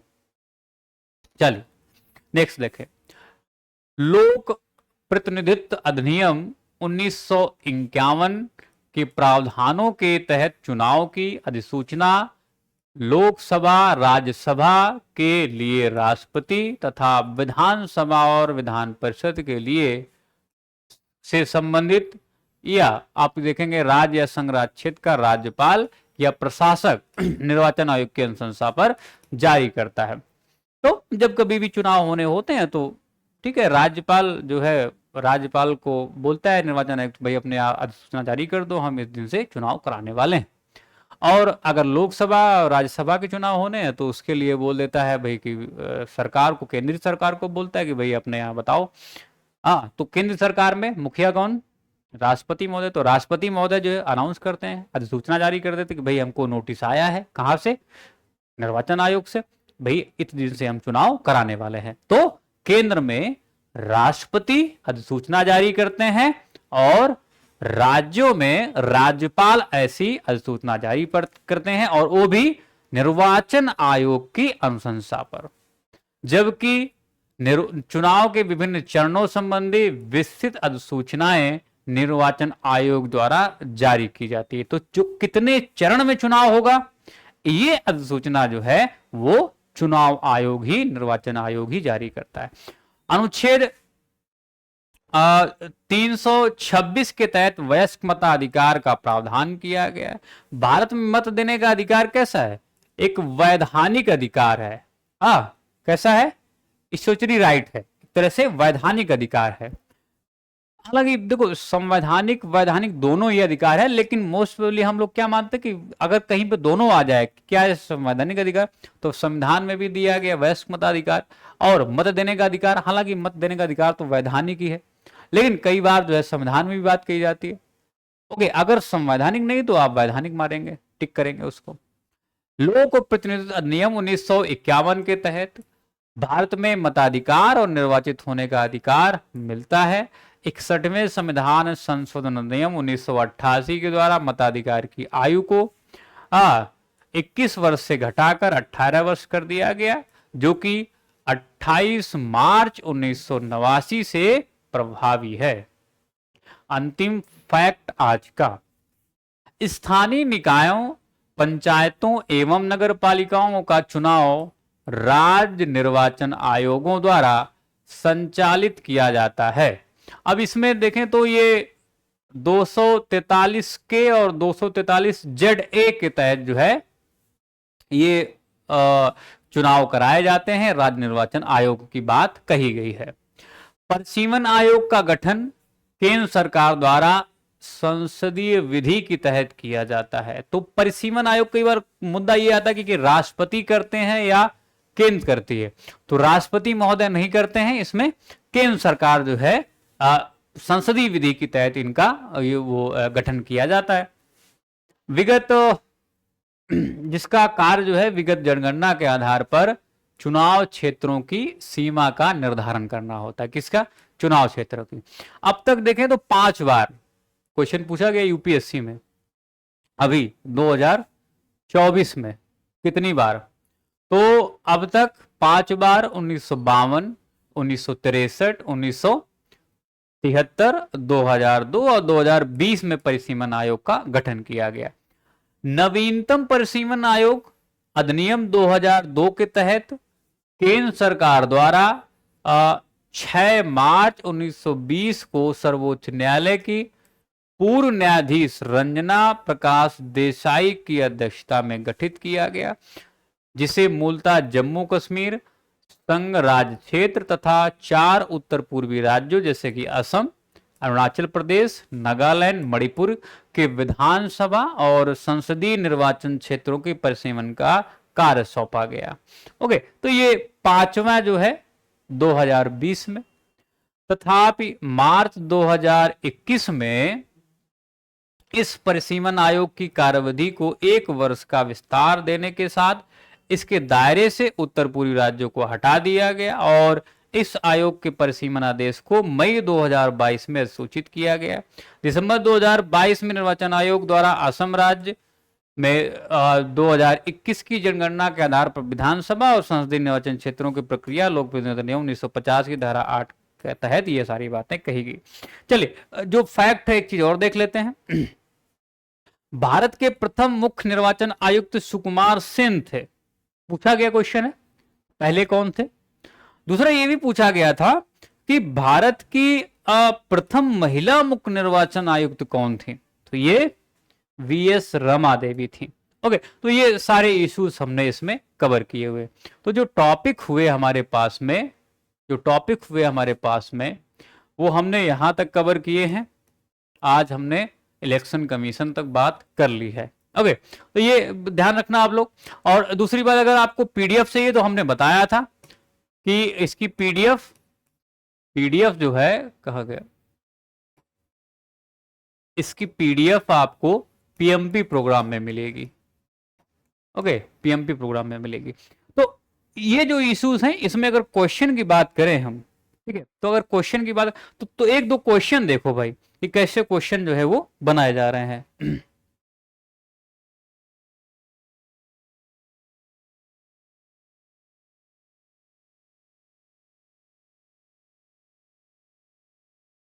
क्वेश्चन देखो क्वेश्चन कुछ ऐसे बनाए जा रहे हैं। अब देखो, ये क्वेश्चन पूछा गया, बड़ा आसान क्वेश्चन है। देखो अभी ये क्वेश्चन पूछा गया कि योजना आयोग का जो अंत है वो किस प्रधानमंत्री ने किया। 2015 में क्वेश्चन पूछा गया। आप समझ रहे हैं, नरेंद्र मोदी, मोरारजी देसाई, अटल बिहारी वाजपेयी। तो देखो इसमें कितने आसान, बहुत आसानी से क्वेश्चन पूछे गए हैं। अब इसके बाद में अगर देखें तो यहां से भी एक क्वेश्चन पूछा गया। देखिए ये अलग अलग आयोग में पूछा गया है। जैसे आरओ में देखो एक क्वेश्चन पूछा गया है, आरओ में क्वेश्चन पूछा गया कि नीति आयोग की स्थापना जनवरी 2015 में की गई थी। तो देखो हमने बताया था आपको कि ये ना तो कोई संवैधानिक निकाय है और ना ही वैधानिक निकाय है। कहां पूछा गया है? ये आरओ मेंस में पूछा गया है। तो संघीय मंत्री परिषद द्वारा पारित एक विशिष्ट प्रस्ताव, तो ना तो ये संवैधानिक निकाय है और ना ही वैधानिक निकाय है, केवल मंत्रिपरिषद ने आदेश पारित किया और ये बन गया। तो ऐसे भी क्वेश्चन पूछे गए। अब देखो तारीख के बारे में अगर देखें तो तारीख के बारे में अगर देखोगे तो ये तारीख पूछी गई। जैसे झारखंड में क्वेश्चन, हालांकि झारखंड का तो हम नहीं कर रहे हैं, लेकिन कहा गया कि योजना आयोग को प्रस्तावित नीति आयोग का अस्तित्व कब आया, कब ये आई, तो 1 जनवरी 2015 को। ऐसे क्वेश्चन पूछे गए हैं तमाम सारे। ओके, ऐसे तमाम सारे क्वेश्चन पूछे गए।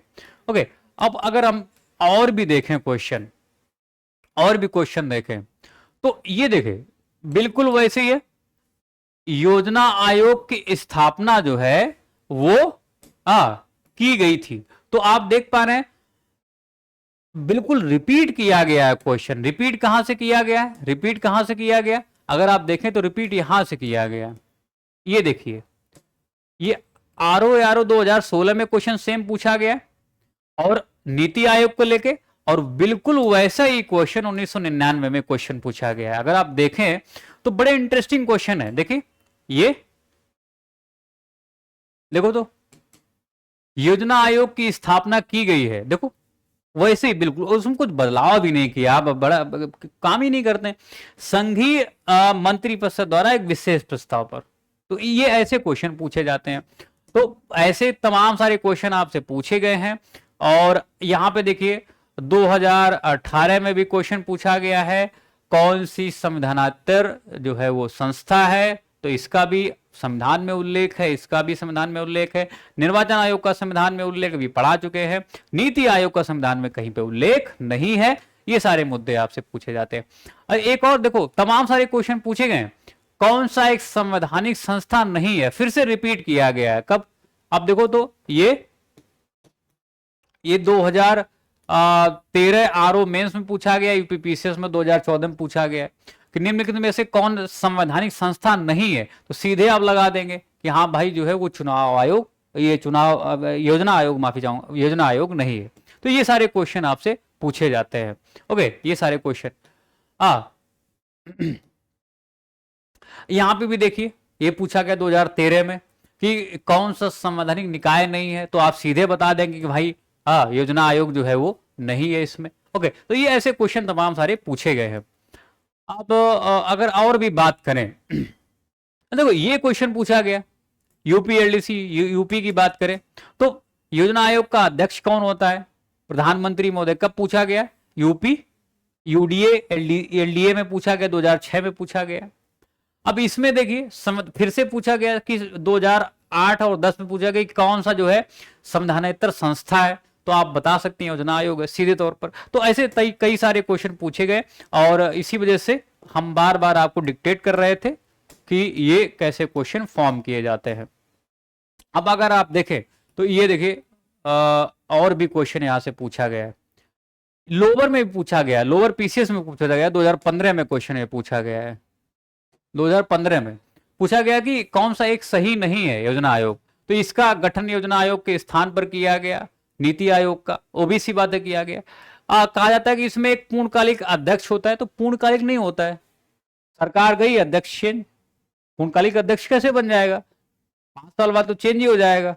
सरकार अगर बनी हो तो ठीक है, नहीं तो फिर बदल गई तो सरकार फिर गए, तो पूर्णकालिक जो है वो अध्यक्ष इसका नहीं होता है। तो ये सारे क्वेश्चन आपसे यहाँ पे पूछे गए हैं, कई बार सारे ऐसे क्वेश्चन पूछे जाते हैं।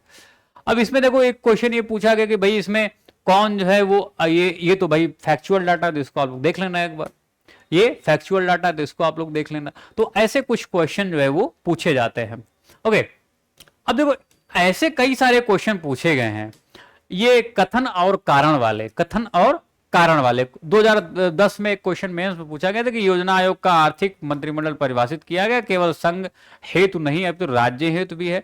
तो आप ये कह सकते हैं हाँ बात सब तो सही है। दूसरा भी बोला गया कि इसमें अब कारण बताया गया कि कारण क्या है ऐसा, तो कारण तो ठीक बताया गया, मतलब इसमें स्टेटमेंट तो ठीक बताया गया, लेकिन कारण जो है वो सही नहीं बताया गया है। क्या कहा गया कि यह राष्ट्रीय संसाधनों के संतुलित उपयोग हेतु पंचवर्षीय योजनाओं का निर्माण करता है। तो इसमें दो बातें कही गई हैं, कथन और कारण, कारण नहीं बताया गया, दो बातें कह दी गई है। तो इसका आंसर जो है आप देखेंगे कि बी है, मतलब दोनों सही है, लेकिन स्पष्टीकरण इसका सही नहीं है। ओके, तो ये बात है। और भी देखिए, अब इसमें देखिए योजना का उपाध्यक्ष किसके समकक्ष होता है। जैसे मैंने बताया था आपको कि योजना आयोग का जो अध्यक्ष होता है वो किसके, तो कैबिनेट मंत्री के समकक्ष होता है। तो ये सारी बातें आप लोग ध्यान रखेंगे, ये सब बातें आप लोग ध्यान रखेंगे। यूपीपीसीएस मेंस में क्वेश्चन पूछा गया 2016 में कि भारत के राष्ट्रीय विकास परिषद, भारत के राष्ट्रीय विकास परिषद का गठन कब किया गया। ठीक है, तो इसका गठन कब किया गया, हमने बताया था 6 अगस्त 1952 को इसका गठन किया गया। ओके, 6 अगस्त 1952 को इसका गठन किया गया। ओके, तो ऐसे तमाम सारे क्वेश्चन आपसे पूछता है, ऐसे तमाम सारे क्वेश्चन आपसे पूछता है। चलिए, ये हो गया, कंप्लीट हो गया लगभग, और तो नहीं कोई क्वेश्चन है। मेंस में फिर से पूछा गया कौन सा इसमें सही नहीं है। ठीक है, तो ये कहा गया इसमें सर्वोच्च निर्णयकारी संस्था वो योजना आयोग होती है, तो ये गलत है। यहाँ पे ध्यान करना, यहाँ पे एनडीसी जो है बताया गया है कि राष्ट्रीय विकास परिषद जो है वो जो है इसमें आप देखेंगे नियोजन के लिए सर्वोच्च निर्णयकारी संस्था होती है। ठीक है, तो ये आप लोग थोड़ा सा इसको ध्यान से पढ़ेंगे और इसी के आधार पर आप बातें करेंगे। बड़ा इंटरेस्टिंग क्वेश्चन, देखो इंटरेस्टिंग क्या है, पूछा गया कि राष्ट्रीय विकास परिषद के बारे में 2005 में भी पूछा गया, 2010 में भी क्वेश्चन पूछा गया। पूछा गया कि राष्ट्रीय योजना की उन्नति पर चर्चा करती है ये। दूसरा पूछा स्टेटमेंट था कि भाई राष्ट्रीय योजना के उद्देश्यों को प्राप्ति के उपाय सुझाती है, हाँ जी ऐसा करती है। राष्ट्रीय योजना निर्माण हेतु दिशा निर्देश प्रदान करती है। और चौथा स्टेटमेंट था कि योजना में धन आवंटन सुझा। तो देखो धन आवंटन कहाँ सुझाएगी, धन आवंटन जो है आप देखेंगे प्रतिवेदन दिया जाता है हर एक मंत्रालय द्वारा, वित्त मंत्रालय जो से विचार करता है और इसके बाद आवंटित करता है जाके सभी विभागों के लिए। तो योजना आयोग, और इसके लिए भाई योजना में धन आवंटन की बात करें, अगर राज्यों के लिए बात करें तो वित्त आयोग कैसा करता है। तो योजना केवल और केवल एक कैसा उन्नत चर्चा कर, ये एनडीसी जो है ये चर्चा करने के लिए, उद्देश्य की प्राप्ति के लिए है। और आप देखेंगे कि बहुत न्याय एक तरह से निर्णयन करने के लिए भाई कैसा जो है ये आगे जो योजना बनाई जाए, कैसे इसका क्रियान्वयन किया जाए, तो उसके लिए है ये संस्था। धन आवंटन के लिए बिल्कुल नहीं है कि भाई सुझाव देगी भाई ऐसा करो, तो ये गलत है। तो इसमें आप देखेंगे 1 2 3 ये सही है। ओके, 1 2 3 ये सही है। तो ये सारे मुद्दे हमने यहाँ पे क्लियर किए हुए। अब भी देखो ये भी है कि राष्ट्रीय विकास परिषद का मुख्य संबंध किससे है, तो ये पंचवर्षीय योजनाओं का अनुमोदन करता है। ओके, अनुमोदन करता है। तो ये यहां पे इश्यूज दिए गए हैं। चल क्लियर हो गया। और तो नहीं, यूपीपी से 2012 में क्वेश्चन पूछा कि योजना आयोग और राज्य सरकारों के बीच समन्वयकर्ता का कार्य कौन करता है। तो समन्वयकर्ता कौन है, हाँ ध्यान रखना, तो वो ये एनडीसी है, अर्थात राष्ट्रीय विकास परिषद ही है। ऐसा कुछ क्वेश्चन यहां से पूछे गए हैं। बाकी लोकपाल और इसके बारे में तमाम सारे इश्यूज दिए गए हैं। अब देखिए यहां से क्वेश्चन पूछा गया है सन 2014 ओम्बड्समैन का भारतीय प्रतिमान कौन है, तो आप सीधे बताएंगे कि लोकपाल है। ठीक है, दिया भी गया है। इसके बाद में और भी दिए गए हैं। इसमें देखो एक ये दिया गया है, ये उत्तराखंड में दिया गया, तो ध्यान रखना कि स्टेट पीसीएस में पूछेगा। यूपी में न्यायाधीश पिनाकी चंद्र घोष, ये हमारे देश के पहले लोकपाल, ओके पहले लोकपाल, हाँ, ये सारे क्वेश्चन है, समय थोड़ा लग रहा है लेकिन आपको मैं बता दे रहा हूँ क्वेश्चन कैसे कैसे पूछे गए। ये देखिए बड़ा अच्छा, ये प्रशासनिक सुधार आयोग जिसने पहली बार लोकपाल तथा लोकायुक्त बनाने की संस्कृति प्रदान की थी। तो हमने बताया था कि मोरारजी देसाई 1966 में इसका गठन किया जाता और वही जो है इसका बात करते कि भाई ये इनका नियुक्ति, तो ये मोरारजी देसाई जी है। 1998 में देखो एक क्वेश्चन पूछा गया है, इंटरेस्टिंग क्वेश्चन था कि पहला लोकपाल विधेयक जो है ये कब रखा गया था, कब रखा गया था। तो हमने बताया था कि 1968 में ये रखा गया था, 1966 में ये प्रशासनिक सुधार आयोग बना और 1968 में जो है ये पहला रखा गया था। ठीक है, तो ये आप लोग थोड़ा सा ध्यान रखेंगे। क्लियर, चलिए बाकी तो और आप लोग देख लेना क्वेश्चन। 2007 में क्वेश्चन पूछा गया कि भाई इसका जो प्रतिवेदन कहाँ प्रस्तुत किया जाता है। तो आप जानते हैं कि भाई राज्य का अगर होगा तो वो राज्यपाल को सौंपा जाएगा। ओके, ये राज्यपाल को सौंपा जाएगा। 2017 में क्वेश्चन पूछा गया, देखिए ये कि उत्तर प्रदेश के लोकायुक्त का पद धारण जो है वो अवधि ये कितने 8 वर्ष, हमने बताया 2012 से जो है ये 6 वर्ष से 8 वर्ष की गई थी, हमने पढ़ाया हुआ है आपको। ये क्वेश्चन पूछे गए हैं, लगातार ऐसे क्वेश्चन पूछे जा रहे हैं, तो आप लोग इसको थोड़ा सा कंठस्थ करते हुए चलेंगे। एक क्वेश्चन ये पूछा गया था कि लोकपाल बिल का मसौदा तैयार करने के लिए पैनल में बुद्धिजीवी समाज के कौन कौन से लोग शामिल हुए थे। तो ये रिपीट करेगा कि नहीं करेगा, लेकिन फिर भी आप लोग देख लेना। तो इसमें अन्ना हजारे तो मैं नहीं थे, ठीक, इस बात में प्रशांत जोशी नहीं थे, इसमें हटा देना इनको, तो ये हट जाएगा, ये हट जाएगा। संतोष हेगड़े साहब भी थे, किरण बेदी नहीं थी, ध्यान रखना यहाँ पे, किरण बेदी जो है वो नहीं थी। शांति भूषण थे और केजरीवाल जो है वो भी थे, यहाँ पे कहीं देखना, हाँ ये केजरीवाल साहब यहाँ पे थे। तो अन्ना हजारे, केजरीवाल और शांति भूषण, ठीक है, शांति भूषण और संतोष हेगड़े और प्रशांत भूषण थे, प्रशांत भूषण थे। तो ये आप लोग ध्यान रखना। अच्छा, एक और यहाँ पे बड़ा अच्छा इशू है कि भाई 2011 में लोकायुक्त विधेयक पारित करने वाला प्रथम भारतीय राज्य कौन था। 2012 में क्वेश्चन पूछा गया, तो आप जानते हैं कि ये उत्तराखंड जो है 2011 में ऐसा ये करता है। सर्वप्रथम लोकायुक्त कार्यालय की स्थापना कहाँ की गई थी। आप जानते हैं कि उड़ीसा ने तो पहले पारित कर दिया था, लेकिन समय लग गया, 83 में कार्यालय स्थापित किया इसने, लेकिन इसने जो है प्रस्ताव बाद में पारित किया उड़ीसा से, लेकिन कार्यालय को इसने पहले ही स्थापित कर दिया था, ध्यान रखना। तो इसने 1971 से ही ये कार्यालय स्थापित किया। तो महाराष्ट्र जो है वो हमने पढ़ाया है आपको अभी, ओके, हमने इसके बारे में भी चर्चा की हुई है। तो ये सारे क्वेश्चन आपको दिए गए और इसको आप लोग ध्यान रखेंगे। और कौन कौन से क्वेश्चन है, देखिए एक और है यहाँ पे, ये क्वेश्चन पूछा गया है, ये क्वेश्चन पूछा गया है। क्वेश्चन था कि उस समिति का नाम बताएं जिसने राजनीतिज्ञों और अपराधियों के गठजोड़ या गठबंधन की जांच की रिपोर्ट दी, जांच की और रिपोर्ट दी। तो वो कौन सी समिति थी, वोहरा समिति, वोहरा समिति हमने बात की हुई थी, अभी पढ़ाया है आपको हमने, ओके। बाकी और भी आप लोग क्वेश्चन अपने हिसाब से देख लेना, ये मैंने आपको कुछ क्वेश्चन बताए हुए हैं, कुछ क्वेश्चन बताए हुए हैं।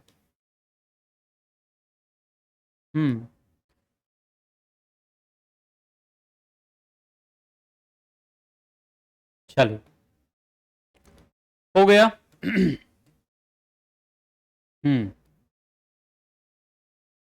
बाकी इसमें तो नहीं। ये देखिए 2015 में री एग्जाम हुआ है, उसमें क्वेश्चन पूछा गया है। क्वेश्चन ये था कथन और कारण वाला कि राष्ट्रीय मानवाधिकार आयोग का अध्यक्ष वह व्यक्ति होता है जो भारत का मुख्य न्यायाधीश रह चुका हो।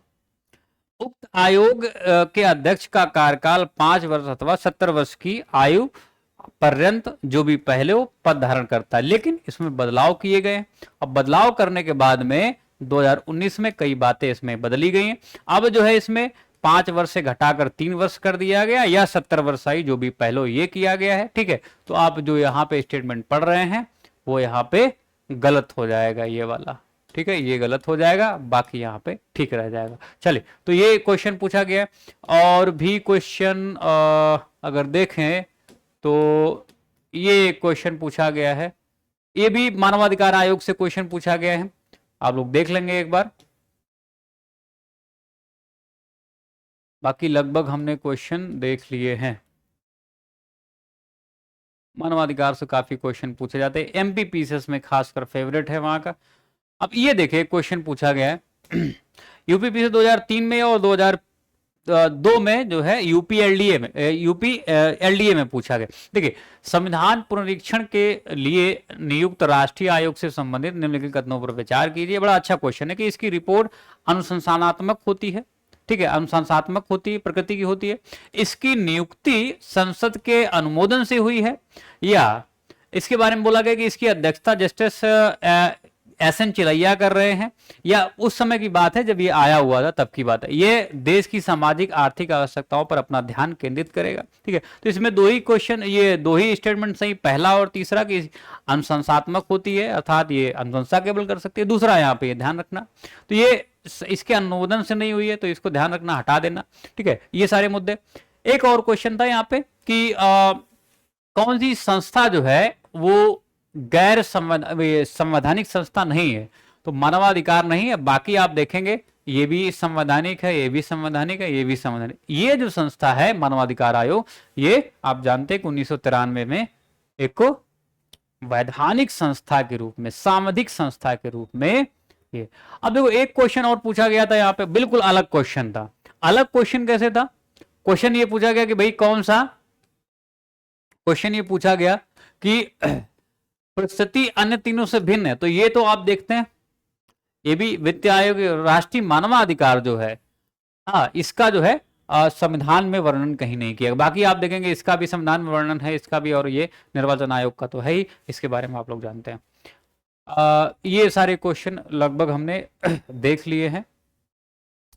ये देखिए सुमेलित करने के लिए जो क्वेश्चन पूछा गया, मैं बता रहा था ना ऐसे पूछे जाते हैं। इसमें देखें आप, तो अंतर राज्य परिषद 1990 में इसका गठन किया गया। एनडीसी की स्थापना हमने बताया था 6 अगस्त 1952 में इसकी स्थापना की गई। तो ये जो है गलत है, ऐसे हमने बताया था क्वेश्चन ऐसे। देखो, केंद्रीय सतर्कता आयोग सीबीसी 1964 में, राष्ट्रीय मानवाधिकार आयोग 1993 में क्वेश्चन। तो ऐसे क्वेश्चन भी यहाँ पे पूछे गए हैं आपसे, ऐसे क्वेश्चन भी यहाँ पे पूछे गए हैं। तो इसको आप लोग थोड़ा सा अपने जहन में, दिमाग में रखते हुए देखिए। फिर से एक क्वेश्चन पूछा गया सम्मिलित करने के लिए, केंद्रीय अन्वेषण ब्यूरो सीबीआई, आप जानते हैं इसकी स्थापना 1963 में की गई है। केंद्रीय सतर्कता आयोग की स्थापना की बात करें तो आप जानते हैं कि ये भी 1964 में, अभी जस्ट में देखा। भ्रष्टाचार निरोधक, तो ये आप देखेंगे ये थोड़ा गलत यहाँ पे दिया गया है।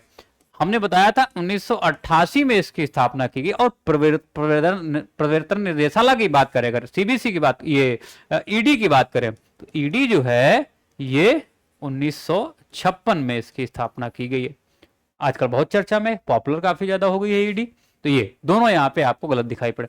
तो कई बार ऐसे क्वेश्चन पूछे जाते हैं जो सम्मिलित करने के लिए हैं। क्वेश्चन फॉर्मेटिंग हमने आपको बता दी है, दिखा दी है, और इसको आप लोग इसको थोड़ा सा करते हुए चलेंगे। चलिए, अब हो गया लगभग 2020 में देखिए क्वेश्चन पूछा गया था कि ये बड़ा इंटरेस्टिंग क्वेश्चन था कि भारतीय संविधान का कौन सा अनुच्छेद केंद्रीय सतर्कता आयोग का वर्णन करता है। तो इसमें 68 है, 80 है या 76? तो इसमें नहीं भाई, केंद्रीय सतर्कता आयोग जो है ये एक तरह से आप ये कह सकते हैं कि भाई ये संवैधानिक निकाय है ही नहीं। तो संविधान में कहीं इसका वर्णन ही नहीं किया गया है। मंडल आयोग के बारे में रिपोर्ट प्रस्तुत की गई कि तो कब रिपोर्ट? 1980 में। कब इसका गठन किया गया था? 79 में किया गया। ओके, ये सारे मुद्दे हमने। अब जो एक बहुत बड़ा इंटरेस्टिंग है कि संघ लोक सेवा आयोग का अपना प्रतिवेदन जो है ये किसको सौंपता है? तो आप जानते हैं कि राष्ट्रपति महोदय को। और 223(1) के अनुसार ये कई सारे ऐसे क्वेश्चन पूछे गए हैं। 2020 में फिर से एक क्वेश्चन पूछा यह गया कि भाई कौन से पदाधिकारियों को हटाने में संसद का कोई भूमिका ही नहीं होती है। देखिए, इसको हटाने में संसद की भूमिका, इसको भी हटाने में संसद की भूमिका। हाँ, इसको हटाने में संसद की कोई भूमिका नहीं होती। अध्यक्ष संघ लोक सेवा आयोग केवल सुप्रीम कोर्ट सिद्ध कदाचार या कदाचार की जांच करते हैं, और ये प्रेसिडेंट महोदय अर्थात राष्ट्रपति को ऐसा सिफारिश करते हैं और वो जाके इनको सीधे हटा देते हैं, वो जाके इनको सीधे हटाते हैं। तो इसमें केवल और केवल डी। 2020 में क्वेश्चन, बहुत अच्छा क्वेश्चन था ये, बहुत अच्छा क्वेश्चन। ओके, ये इनको नहीं हटाते। संसद की कोई भूमिका। 2021 में क्वेश्चन पूछा गया, देखिए 2021 में क्वेश्चन पूछा गया कि राज्य लोक सेवा आयोग के सदस्य को हटाया जा सकता है तो उच्चतम न्यायालय की जांच के पश्चात राष्ट्रपति, हालांकि हमने बताया था, ध्यान से सुनना, कि इसके सदस्यों और इसको नियुक्त जो करता है, अध्यक्ष जो नियुक्त करता है वो राज्यपाल महोदय होते हैं, लेकिन हटाया किसके द्वारा जाता है, वो राष्ट्रपति महोदय द्वारा इसको हटाया जाता है। ओके, तो ये सारे मुद्दे आप लोग ध्यान रखना। लगभग हो गया है। 2008 में क्वेश्चन पूछा गया है, पहली बार लोकसभा आयोग की स्थापना ये कब की गई थी। और एक और देखो 2021 में भी क्वेश्चन पूछा गया है। 21 में क्वेश्चन ये पूछा गया कि उत्तर प्रदेश राज्य लोक सेवा आयोग के कार्यों का विस्तार किया जा सकता है तो किसके द्वारा किया जा सकता है, उत्तर प्रदेश विधान मंडल द्वारा। 2021 में क्वेश्चन पूछा गया है, 2021 में क्वेश्चन पूछा गया है। ओके, ये सारे मुद्दे हैं। अब संचित निधि पर भारित होता है तो कहां पे आप देखेंगे, राज्य की संचित निधि पर भारी होता है। 2010 में क्वेश्चन पूछा गया है। तो राज्य लोक सेवा आयोग के जो सदस्य और के अध्यक्ष का जो वेतन दिया जाएगा कहां से दिया जाएगा, उत्तर प्रदेश की। चल 2021 में क्वेश्चन पूछा गया कि पीसी होता समिति जो है ये किससे संबंधित थी या कब गठन किया गया। तो 2004 में जो है ये सिविल सेवाओं में सुधार के लिए, सिविल सेवाओं में सुधार के लिए 2004 में इसका गठन किया गया। ये पीसी होता समिति 2021 में क्वेश्चन पूछा गया। अस्थायी देखे बात, ये देखो ये बड़ा अच्छा इशू है। अस्थायी विशेष प्रावधानों की बात करें तो इसमें अगर आप देखेंगे तो ये देखिए 2011 में पूछा गया है कि किससे संबंधित है, तो ये। इसके बाद 2020 में पूछा गया कि 271 ऋण के अंतर्गत देश के किस क्षेत्र को विशेष स्थिति प्रदान की गई। तो ये हमने बताया था कि 2012 में जो ऐसे मुद्दे शामिल किए गए, हैदराबाद और कर्नाटक जो है यहाँ पे ये आपको दिखाई पड़ते हैं, हैदराबाद और कर्नाटक दिखाई पड़ते हैं। 2014 मेंस में पूछा गया है तो ये अब हटा दिया गया, अपवाद तो नहीं रहा है ऐसा कुछ भी। ओके, तो ये सारे मुद्दे आपसे यहाँ पे पूछे गए हैं। चलिए, और भी कोई क्वेश्चन? नहीं, यहां से तो नहीं है। पदनाम देखो, ये क्वेश्चन पूछा गया था कि भाई कब किया गया है, तो ये ध्यान रखना, अब तो ये हटा दिया गया है। 2019 में क्वेश्चन पूछा गया कि भाई इसको सुमिलित कर रहे हैं, जब ये हटाया गया है, जब बातें कही गई तो अगस्त 2019 में जब ये 270 हटाया गया, उसके बाद ही जो है क्वेश्चन पूछा गया है यहाँ पे कि भाई इसको क्रम से सजाएं आप, कैसे कैसे क्या क्या किया गया, तो आप इसको आसानी से सजा, क्वेश्चन पूछा गया है यहाँ पे, आप इसको आसानी से इसको देख सकते हैं। चल, चुनाव आयोग के बारे में देख लो एक बार। चुनाव आयोग के बारे में ये देखो लगातार क्वेश्चन पूछा गया कि भाई कौन से अनुच्छेद में बातें कही गई, इसके प्रावधान किए गए, तो 324 में लगातार क्वेश्चन पूछा गया। देखो 2010 में पूछा गया, 14 में, 16 में पूछा गया, तो ऐसे कई बार क्वेश्चन पूछे गए हैं, कई बार क्वेश्चन पूछे गए। अब देखो 2016-17 लगातार प्री 16 और मेन 17 में पूछा गया है, फिर वही रिपीट किया गया। अनुच्छेदों में किसमें निर्वाचन आयोग का प्रावधान किया गया, तो 324। बहुत ही आसान, बहुत ही ज्यादा आसान क्वेश्चन यहाँ पे आपसे पूछे गए हैं। ओके, तो ये अब देखो इसमें 2012 में क्वेश्चन पूछा गया कि भारत के मुख्य निर्वाचन आयुक्त की पदावधि क्या है, तो आप ये कह सकते हैं सीधे तौर पर लिखा गया कि 6 वर्ष या 65 वर्ष जो भी पहले हो, इसमें 65 वर्ष जो भी पहले हो। ओके, 2016 में मेंस में क्वेश्चन पूछा गया दो मुख्य निर्वाचन आयुक्त का पद जो है वो समकक्ष होता है, तो यहाँ पे अगर देखें तो ऐसा कोई कंपेरिजन जो है मुख्यतः नहीं बताया गया है, कोई भी कंपेरिजन जो है वो नहीं बताया गया। हाँ, ये जरूर बताया गया कि भाई वो हटाया जो जाएगा, जो वेतन दिया जाएगा, ठीक है, वो भारत के जो उच्चतम न्यायालय है उसके न्यायाधीशों के आधार उसी जैसे हटाया जाएगा, उसी प्रक्रिया के तहत उसको हटाया जाता है। ठीक है, तो ये सारी बात है। अब देखो ये भी क्वेश्चन पूछा गया है 2014 में, निर्वाचन आयोग हटाया जा सकता है तो मुख्य निर्वाचन आयोग के परामर्श के आधार पर राष्ट्रपति द्वारा हटाया जाता है, पर इतना ही अंतर इसमें था।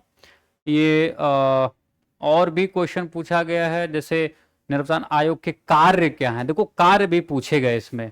तो आप देखेंगे कि किसी राज्य के स्वतंत्र और निष्पक्ष चुनाव के लिए अनुकूल दशा ना होने पर राष्ट्रपति शासन लगा जाने का संशोधित, तो ये केवल नहीं करता है, बाकी सारे काम करेगा। संसद राज्य विधानमंडल को चुनाव करवाना है, राष्ट्रपति उपराष्ट्रपति का चुनाव करवाना है, या निर्वाचन सूचियां तैयार कराने के कार्य का निरीक्षण निर्देशन या नियंत्रण करना है। तो इसमें आप देखेंगे कि ये सही है। बाकी इसमें तीसरा, तो ऐसे भी क्वेश्चन पूछे गए कि उसके कार्य क्या है। ओके, इसके कार्य क्या है, तो ऐसे क्वेश्चन पूछे गए हैं कई बार। चलिए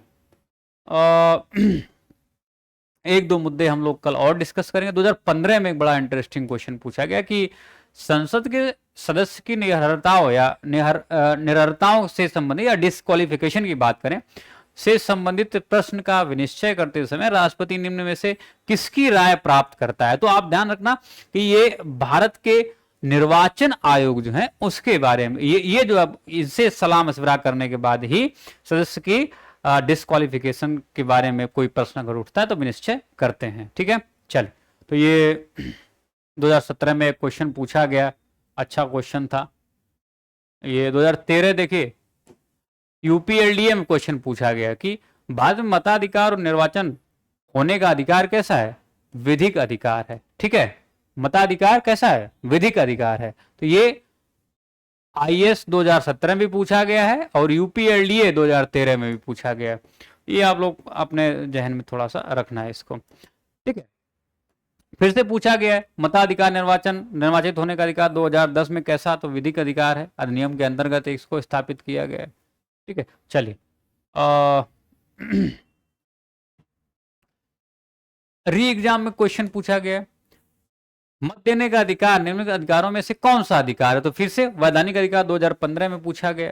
ओके, ये आप देखिए मेंस में पूछा गया 61वां संविधान संशोधन निम्नलिखित में से किस एक से संबंधित है, तो मतदाताओं की आयु घटाए जाने से 21 से क्या किया गया है, 18 आयु की गई है।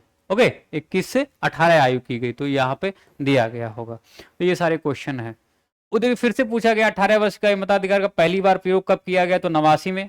ठीक है, 1989 में। यूपीआरओ में देखिए ये पूछा गया क्वेश्चन कि भारतीय संविधान का कौन सा अनुच्छेद लोकसभा विधानसभा के प्रतिनिधियों को निर्वाचित करने अर्थात वयस्क मताधिकार का प्रावधान करता है, तो आप कह सकते हैं कि 326। अब देखो लगातार क्वेश्चन पूछा गया है छत्तीसगढ़ में, बिहार में, यूपी स्पेशल में कि भाई कब जो है आयु घटाई गई, तो आप सीधे बता सकते हैं इस 61वें संविधान संशोधन नियम ये 1989 में ऐसी बातें जो है करी गई हैं। चल, तो ये लगभग हमने कंप्लीट कर दिया है, अब तो कुछ रहा नहीं लगभग।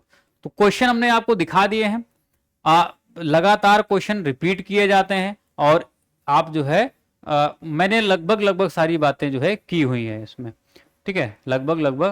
अब देखो एक ये क्वेश्चन था कि निर्वाचन आयोग का 3 सदस्यीय आयोग किस वर्ष से बनाया गया, तो 89 में किया गया, 1 जनवरी 90 को फिर खत्म कर दिया गया। ठीक है, फिर 93 में आप देखेंगे कि 1 अक्टूबर 1993 से दोबारा से ये 3 सदस्यीय कर दिया गया था। तो ऐसे भी क्वेश्चन आपसे पूछे गए।